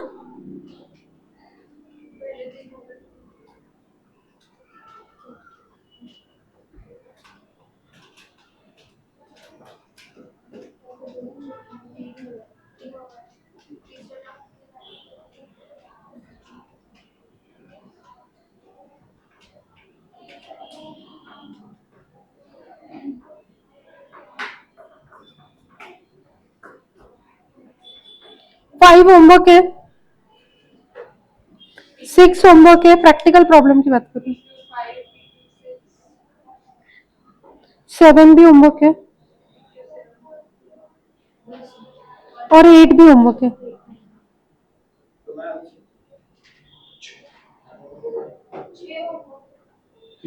छोटे छोटे हैं।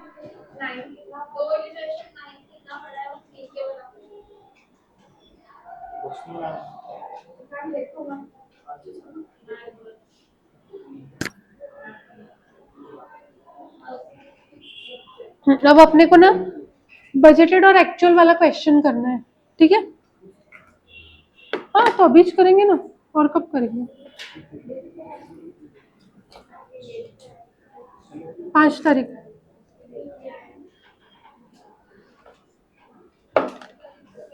चलो कौन सा क्वेश्चन करना है? Open your question bank.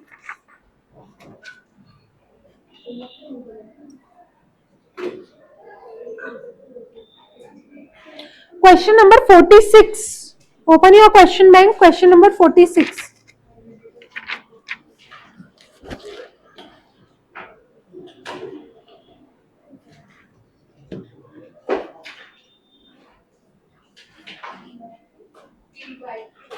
Yes PYQ है। पढ़ो प्लीज, कोई पढ़ो। ABS Enterprises produces a product and adopts the policy to recover factory overheads, applying blanket rates based on machine hours. The cost record of the concern reveals the following information: budgeted production overheads 10,35,000, budgeted machine hours 90,000, actual machine hours work 45,000, actual actual production overheads 8,80,000. Hmm Production overheads actual include paid to workers for coach award 50,000. Wages paid for strike period 38,000. Stores return of 22,000. Expenses of previous year booked in current year 18,500. Hmm Production finished goods 30,000 units. Sale of finished goods 27,000 units. The analysis of cost information reveals that one-third of the under-absorption of overheads was due to defective production planning, and the balance was attributable to increase in cost. You are required to find out the amount of under-absorbed production overheads. Second, to give the waste in keeping it in cost account. Third, to apportion the under-absorbed overheads over the items. ऐसा question आएगा under absorption over absorption का paper में madam कल test की बात परसों है परसों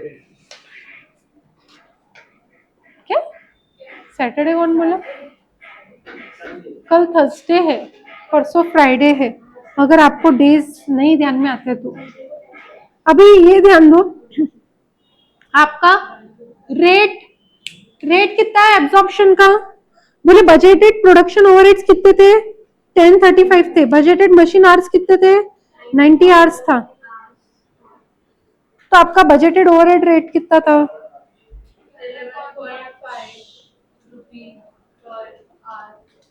ये आपका बजटेड रेट हुआ समझ में आ रहा क्या यहाँ तक के क्लियर है सबको एक्चुअल मशीन आवर्स वर्क कितना है ये रुपीस कैसे हो सकता है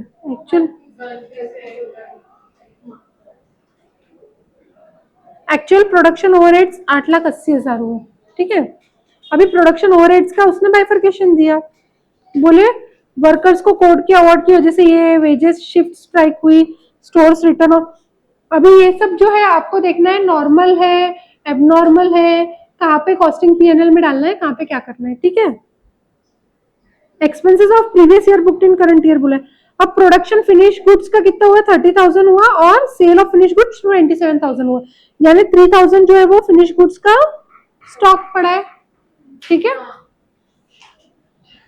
The analysis of cost information reveals one-third of under-absorption of overhead was due to defective production planning and the balance was attributable to cost. अब इसमें नॉर्मल एबनॉर्मल बांटो कौन सा नॉर्मल है कौन सा एबनॉर्मल है Effective production abnormal है. Defective abnormal. क्या क्या बोलना चाहते हो बोलो Defective production abnormal और increasing cost normal. क्या हूँ बताओ ना कुछ तो बताओ डिफेक्टिव प्रोडक्शन प्रोडक्शन डिफेक्टिव बना एंड जो पिछला वाला क्वेश्चन था उसमें आपने बोला इंक्रीज कॉस्ट नॉर्मल बोला था मैंने एबनॉर्मल मैंने क्या बोला अपनी गलती की वजह से हुआ वो एबनॉर्मल और जो अपने हाथ में नहीं है वो तो नॉर्मल सिनेरियो फॉर ऑल हो जाएगा यही बोला था मैंने तो डिफेक्टिव प्रोडक्शन अपने हाथ में था प्रोडक्शन नॉर्मल करवाने का है कि नहीं तो ये हो गया एबनॉर्मल एबनॉर्मल के लिए क्या करेंगे ट्रीटमेंट और balance was attributable to increase in cost खर्चा बढ़ गया अब सिर्फ तुम्हारे लिए ही खर्चा बढ़ा क्या बाकी सबके लिए भी बढ़ा होगा तो ये हो गया नॉर्मल इसके लिए क्या निकालोगे सप्लीमेंट्री रेट इसके लिए सप्लीमेंट्री रेट के लिए पहले अपने को अंडर एब्जॉर्प्शन निकालना पड़ेगा कितना है सबसे पहले तो कितना एब्जॉर्प्शन है निकालो अंडर एब्जॉर्प्शन कितना है कैसे निकालोगे अभी क्वेश्चन समझा क्या अब मेरे साथ साथ लिखोगे क्या हाँ प्लीज चलो क्वेश्चन नंबर 46 मैं वो क्वेश्चन कहीं से लगा तो बताओगे ना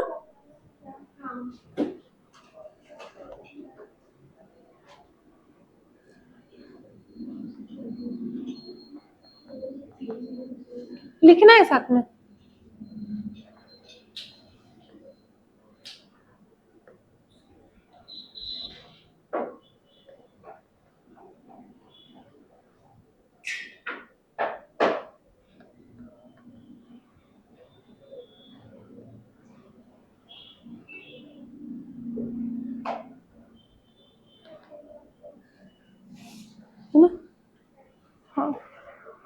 कितना कितना है 1035,000 है और कितना है 90,000 है। तो क्या रेट बन गया 11.5 ये आपका हो गया बजटेड रेट। अब आपको एक्चुअली में कितना एब्जॉर्ब किया है वो निकालना है। तो एक्चुअली में कितना हुआ सबसे पहले एक्चुअल ओवरहेड कैलकुलेट करो।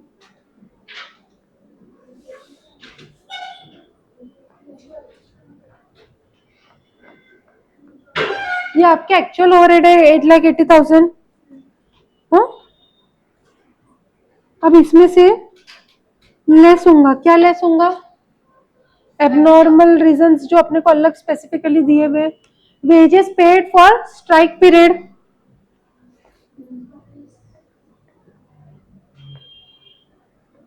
उसके पहले कोर्स अवार्ड वाला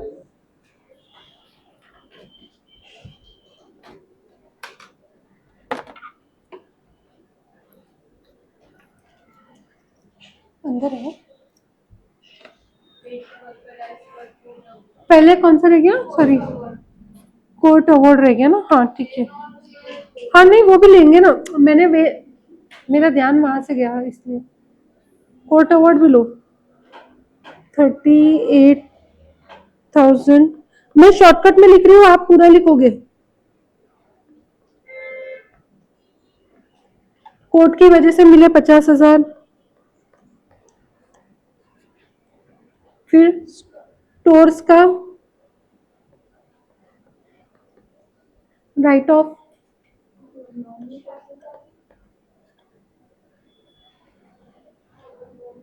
प्रीवियस ईयर के एक्सपेंस करंट ईयर में बुक किए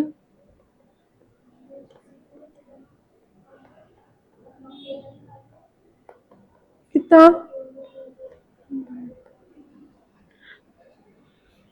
कितना बन गया अपना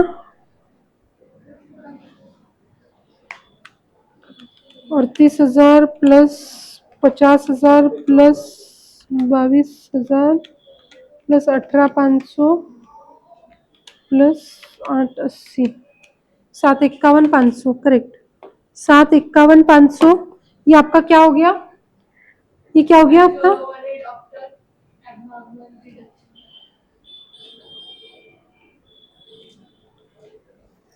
ये आपका फाइनल एक्चुअल ओवरहेड हो गया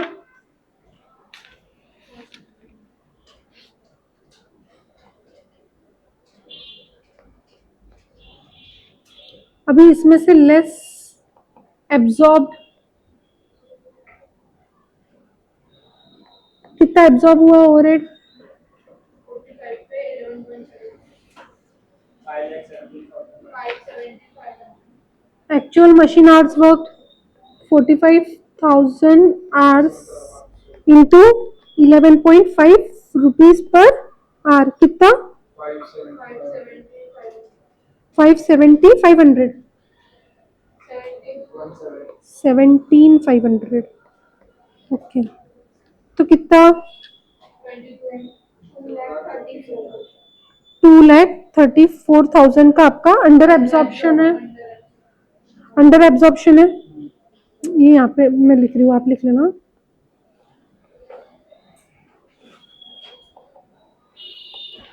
यहाँ तक के क्लियर हुआ सबको ये अंडर एब्जॉर्प्शन हो गया आपका अभी उसके कितने रीजंस बता रहे 1/3 जो था वो किसकी वजह से था बोले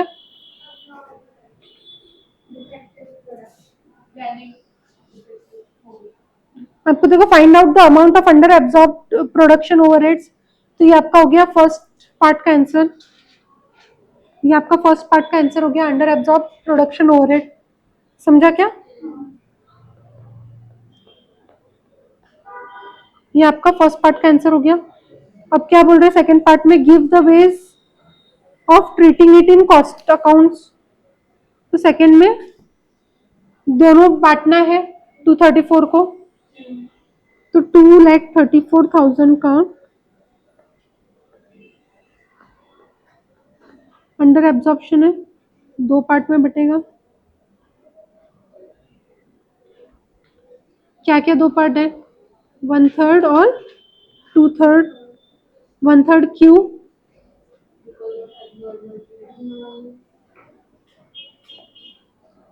और ये नॉर्मल। इंक्रीज इन कॉस्ट है और यहाँ पे डिफेक्टिव है ना, ठीक है। कितना? 2,34,78,000 और 1,56,000।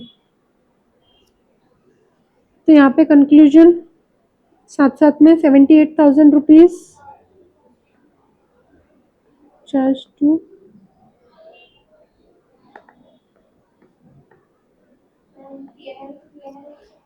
हाँ हाँ PNL लिख सकते हैं, कॉस्टिंग PNL के। और ये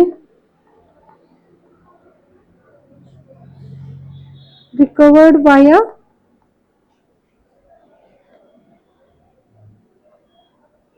सप्लीमेंट्री रेट, ठीक है।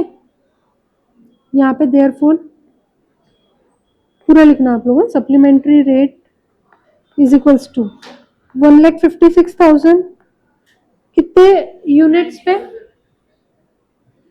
कितने यूनिट्स कितने 27 और 30 है ना, 90,000 थोड़ी मैडम, यूनिट्स पे भी ले रहे ना अपन। अब सप्लीमेंट्री रेट में हमेशा यूनिट से बोला है, कितना रेट आया 5 पॉइंट,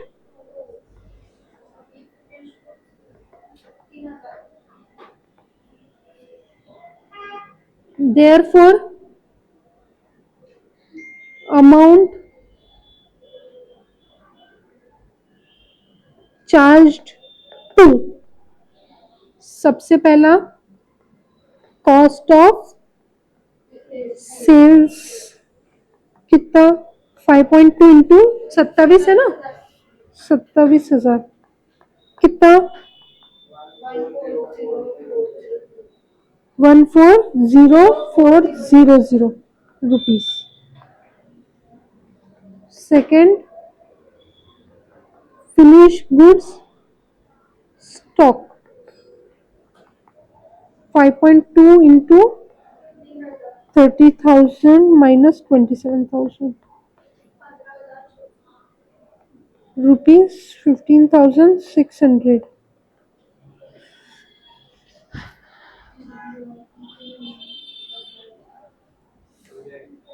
तो apportion the under absorb overheads over the items, तो ये जो आपका है ये थर्ड पार्ट बन गया। और आपको सेकंड पार्ट में यहाँ तक के सप्लीमेंट्री रेट तक की पूछा है, समझा क्या क्वेश्चन? इजी था, कुछ यूनिक था क्या इसमें? नहीं था, नॉर्मल था, इजी था। इसमें आपने वो सब खर्चे क्यों माइनस किए पता है क्या? वो खर्चे ओवरहेड के है ही नहीं, वो वन टाइम एक्सपेंस है। वो डायरेक्ट सारे जो खर्चे ना वो कॉस्टिंग पीएनएल में जाके बैठेंगे, वो ओवरहेड के नाम से प्रोडक्ट को चार्ज नहीं होंगे। क्या क्या खर्चे थे वो? जैसे कोर्ट की वजह से वर्कर को पैसा दिया, यानी कोर्ट केस चल रहा था अपना वर्कर के साथ, उस वजह से कोर्ट ने जो है वो पैसे देने को बोला वर्कर्स को, तो वो एक बार ही होगा, हर बार होगा क्या? हर साल कोर्ट बोलेगा कि पैसे भरो? नहीं। बोले स्ट्राइक हड़ताल करेंगे क्या वो लोग? स्ट्राइक हड़ताल नहीं होती है। स्टोर्स रिटर्न ऑफ, स्टोर में कुछ माल था जो कि माल चोरी हो गया होगा इसलिए रिटर्न ऑफ है, समझ में आया? ये अपन ने मटेरियल में देखे थे, स्टोरेज शॉर्टेज इन स्टोरेज। फिर expenses of previous year booked in current year, अरे ये तो अकाउंटिंग मिस्टेक है, ये अपन करते हैं क्या? आपका एएस हो चुका है ना उसका, कौन सा है? 5 है, 5 है। इजी था, अच्छा था क्वेश्चन। एक क्वेश्चन करोगे ऐसा अभी? नहीं नहीं करो, अभी करो, टाइम है अभी, एक एक हो जाता।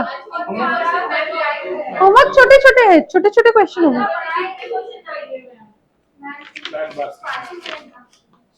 एक क्वेश्चन हो जाता, कुछ नहीं होता। ओहो हो, 10 रुपए में हम राउंड बस नहीं 11-10 हो रहे हैं। कुछ नहीं हो रहा सर, लेट स्टार्ट करेंगे।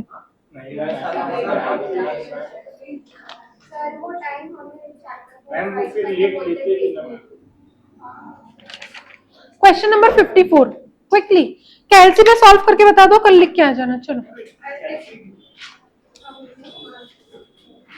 अभी सॉल्व कर लोगे तो लिखने का समय भी बच जाएगा।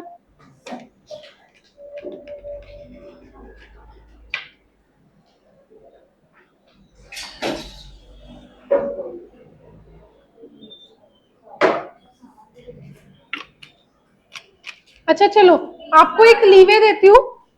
आज 6 क्वेश्चन होमवर्क दिए ना, उसमें से लास्ट 3 क्वेश्चंस कल करके आना है। उसके उपरांत तुम्हारा हो गया तो अच्छी बात है, पर बचे हुए 3 क्वेश्चन परसों देखूंगी मैं, ठीक है?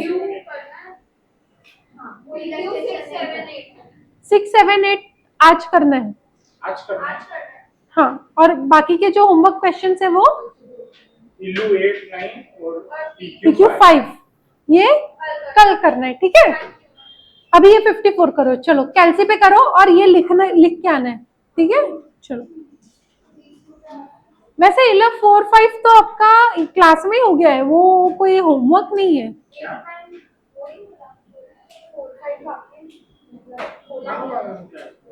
8, 9 बोला ना? हाँ हाँ, तो 8, 9 क्लास में हो गया ना सॉल्व करके, तो लिखना ही है खाली। चलो 54 आप लोगों को करना है और करके मेरे को बताना है। सेम टू सेम है, अभी किया उस टाइप का, करके बताओ क्विकली।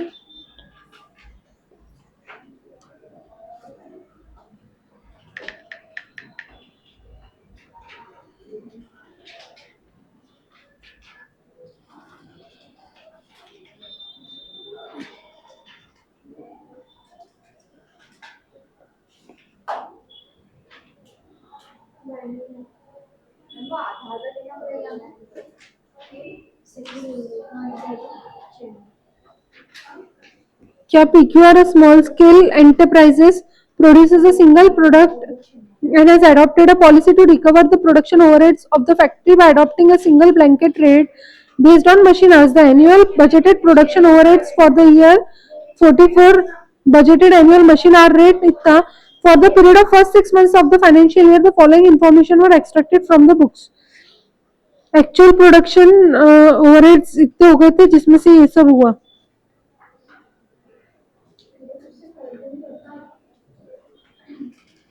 तो इससे क्या हो गया, बजटेड आर रेट आ जाएगा आपका पहले, तो उससे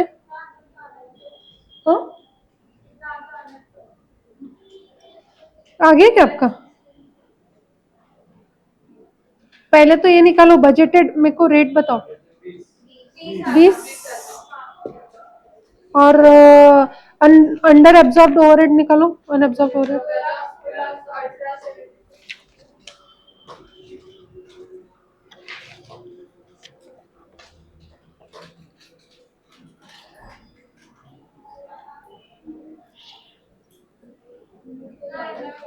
गलत है, अंडर एब्जॉर्ब्ड है ही नहीं, ओवर एब्जॉर्ब्ड है। करेक्ट। कैसे आया सब जने on your calci 2488 200 minus 128,000 minus 1200 minus 44,000 minus 6700 कितना 2308 300 ये आया आपका। हाँ, तो ये जो आपका आया है ये क्या आया, हाँ एम प्लस आपने रिकवर कितने से किया 20 रुपए से, कितने यूनिट्स, अच्छा सॉरी आवर्स, कितने एक्चुअल आवर्स बोले, कहाँ लिखा है 1,16,000 आवर्स, 1,16,000 आवर्स पे इतने रिकवर कर लिए, तो एम माइनस MRC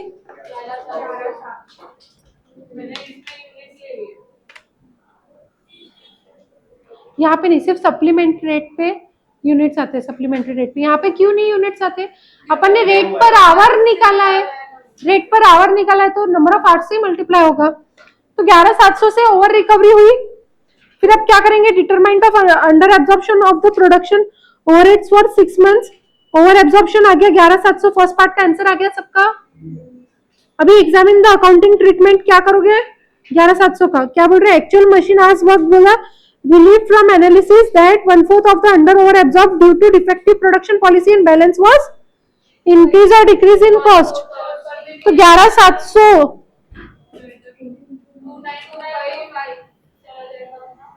2925 कहाँ पे जाएगा, कॉस्टिंग पीएनएल में, और बचा हुआ कितना 8775 डिवाइडेड बाय क्या,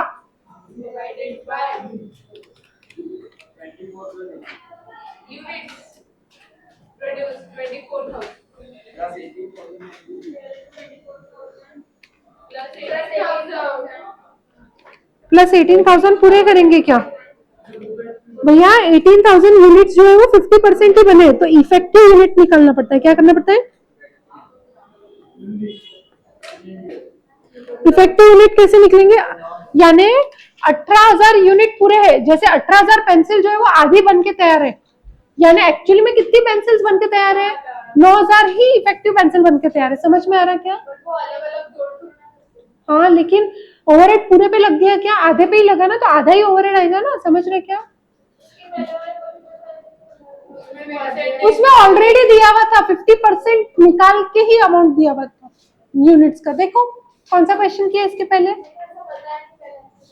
हाँ लेकिन इफेक्टिव यूनिट्स का मतलब क्या होता है, 18,000 पूरी पेन, ये पेंसिल है समझो, ये पेंसिल 18,000 पेंसिल बनने की हाफ वे थ्रू है, इसकी जो निब है ये नहीं बनी है और ये पीछे का बटन नहीं बना है, उसके बिना पेंसिल बन गई क्या, पूरी सेल हो सकती क्या, नहीं, ये करना जरूरी है, तो निब और बैक बटन लगाने का बाकी है, तो उसके पहले ये निब और बैक बटन को भी ओवरहेड्स चार्ज होंगे कि नहीं होंगे, होंगे बाद में जब ये लगेंगे जब, तो अभी ओवरहेड कितने चार्ज होंगे, 50% बोला है तो 50% कंप्लीट है, यहाँ पे अगर 75% कंप्लीट होती है तो 75% आता था।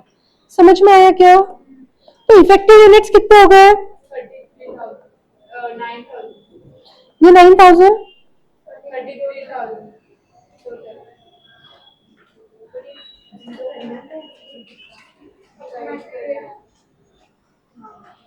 निकालो क्या रेट आ रहा, कितना था अमाउंट, 87 डिवाइडेड बाय 33,000, 0.266 2659 है ना सबका, आया क्या 0.2659 आया सबका, तो 0.266 से रेट से 0.266 के रेट से, तो ये आपका सप्लीमेंट्री रेट आ गया। फिर अपॉर्शनमेंट पूछ रहा है, तो 0.266 इंटू 9,000, ये आपका काय में जाएगा, WIPI में, इंटू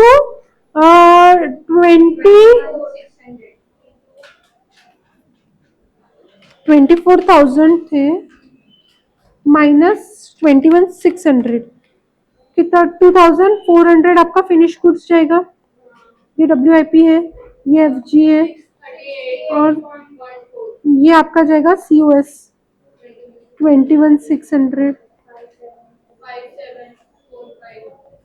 एंश्योर करना ये तीनों की टोटल मिला के 8,775 ही होना चाहिए, हाँ तो वो राउंडिंग करो, राउंड डाउन करो, तीनों में भी 1-1 रुपया कम कर दो, 0.266 इंटू 9,000, तो ये 2393 कर दो, 0.266 इंटू 2400, 638,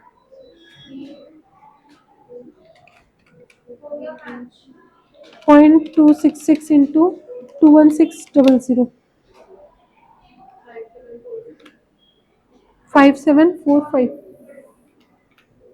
नहीं अभी भी नहीं आ रहा, 44, ये 44 हो जाएगा, और ये 7 कर दो इसको, ठीक है, फिर हो जाएगा मैच।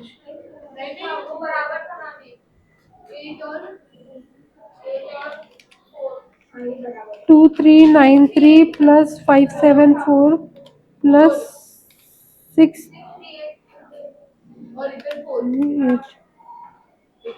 मैंने क्या कर यहाँ पे, अच्छा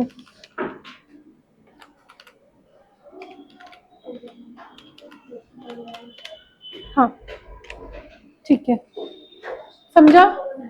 करके लाओगे वो 3 और ये 1 4 ही करना है ना, अब 6 की जगह पे 4 हो गए तो खुश होना चाहिए। ये भी बोलना चाहिए क्या? क्या बोल रहे थे नमित? कुछ बोल रहे थे आप?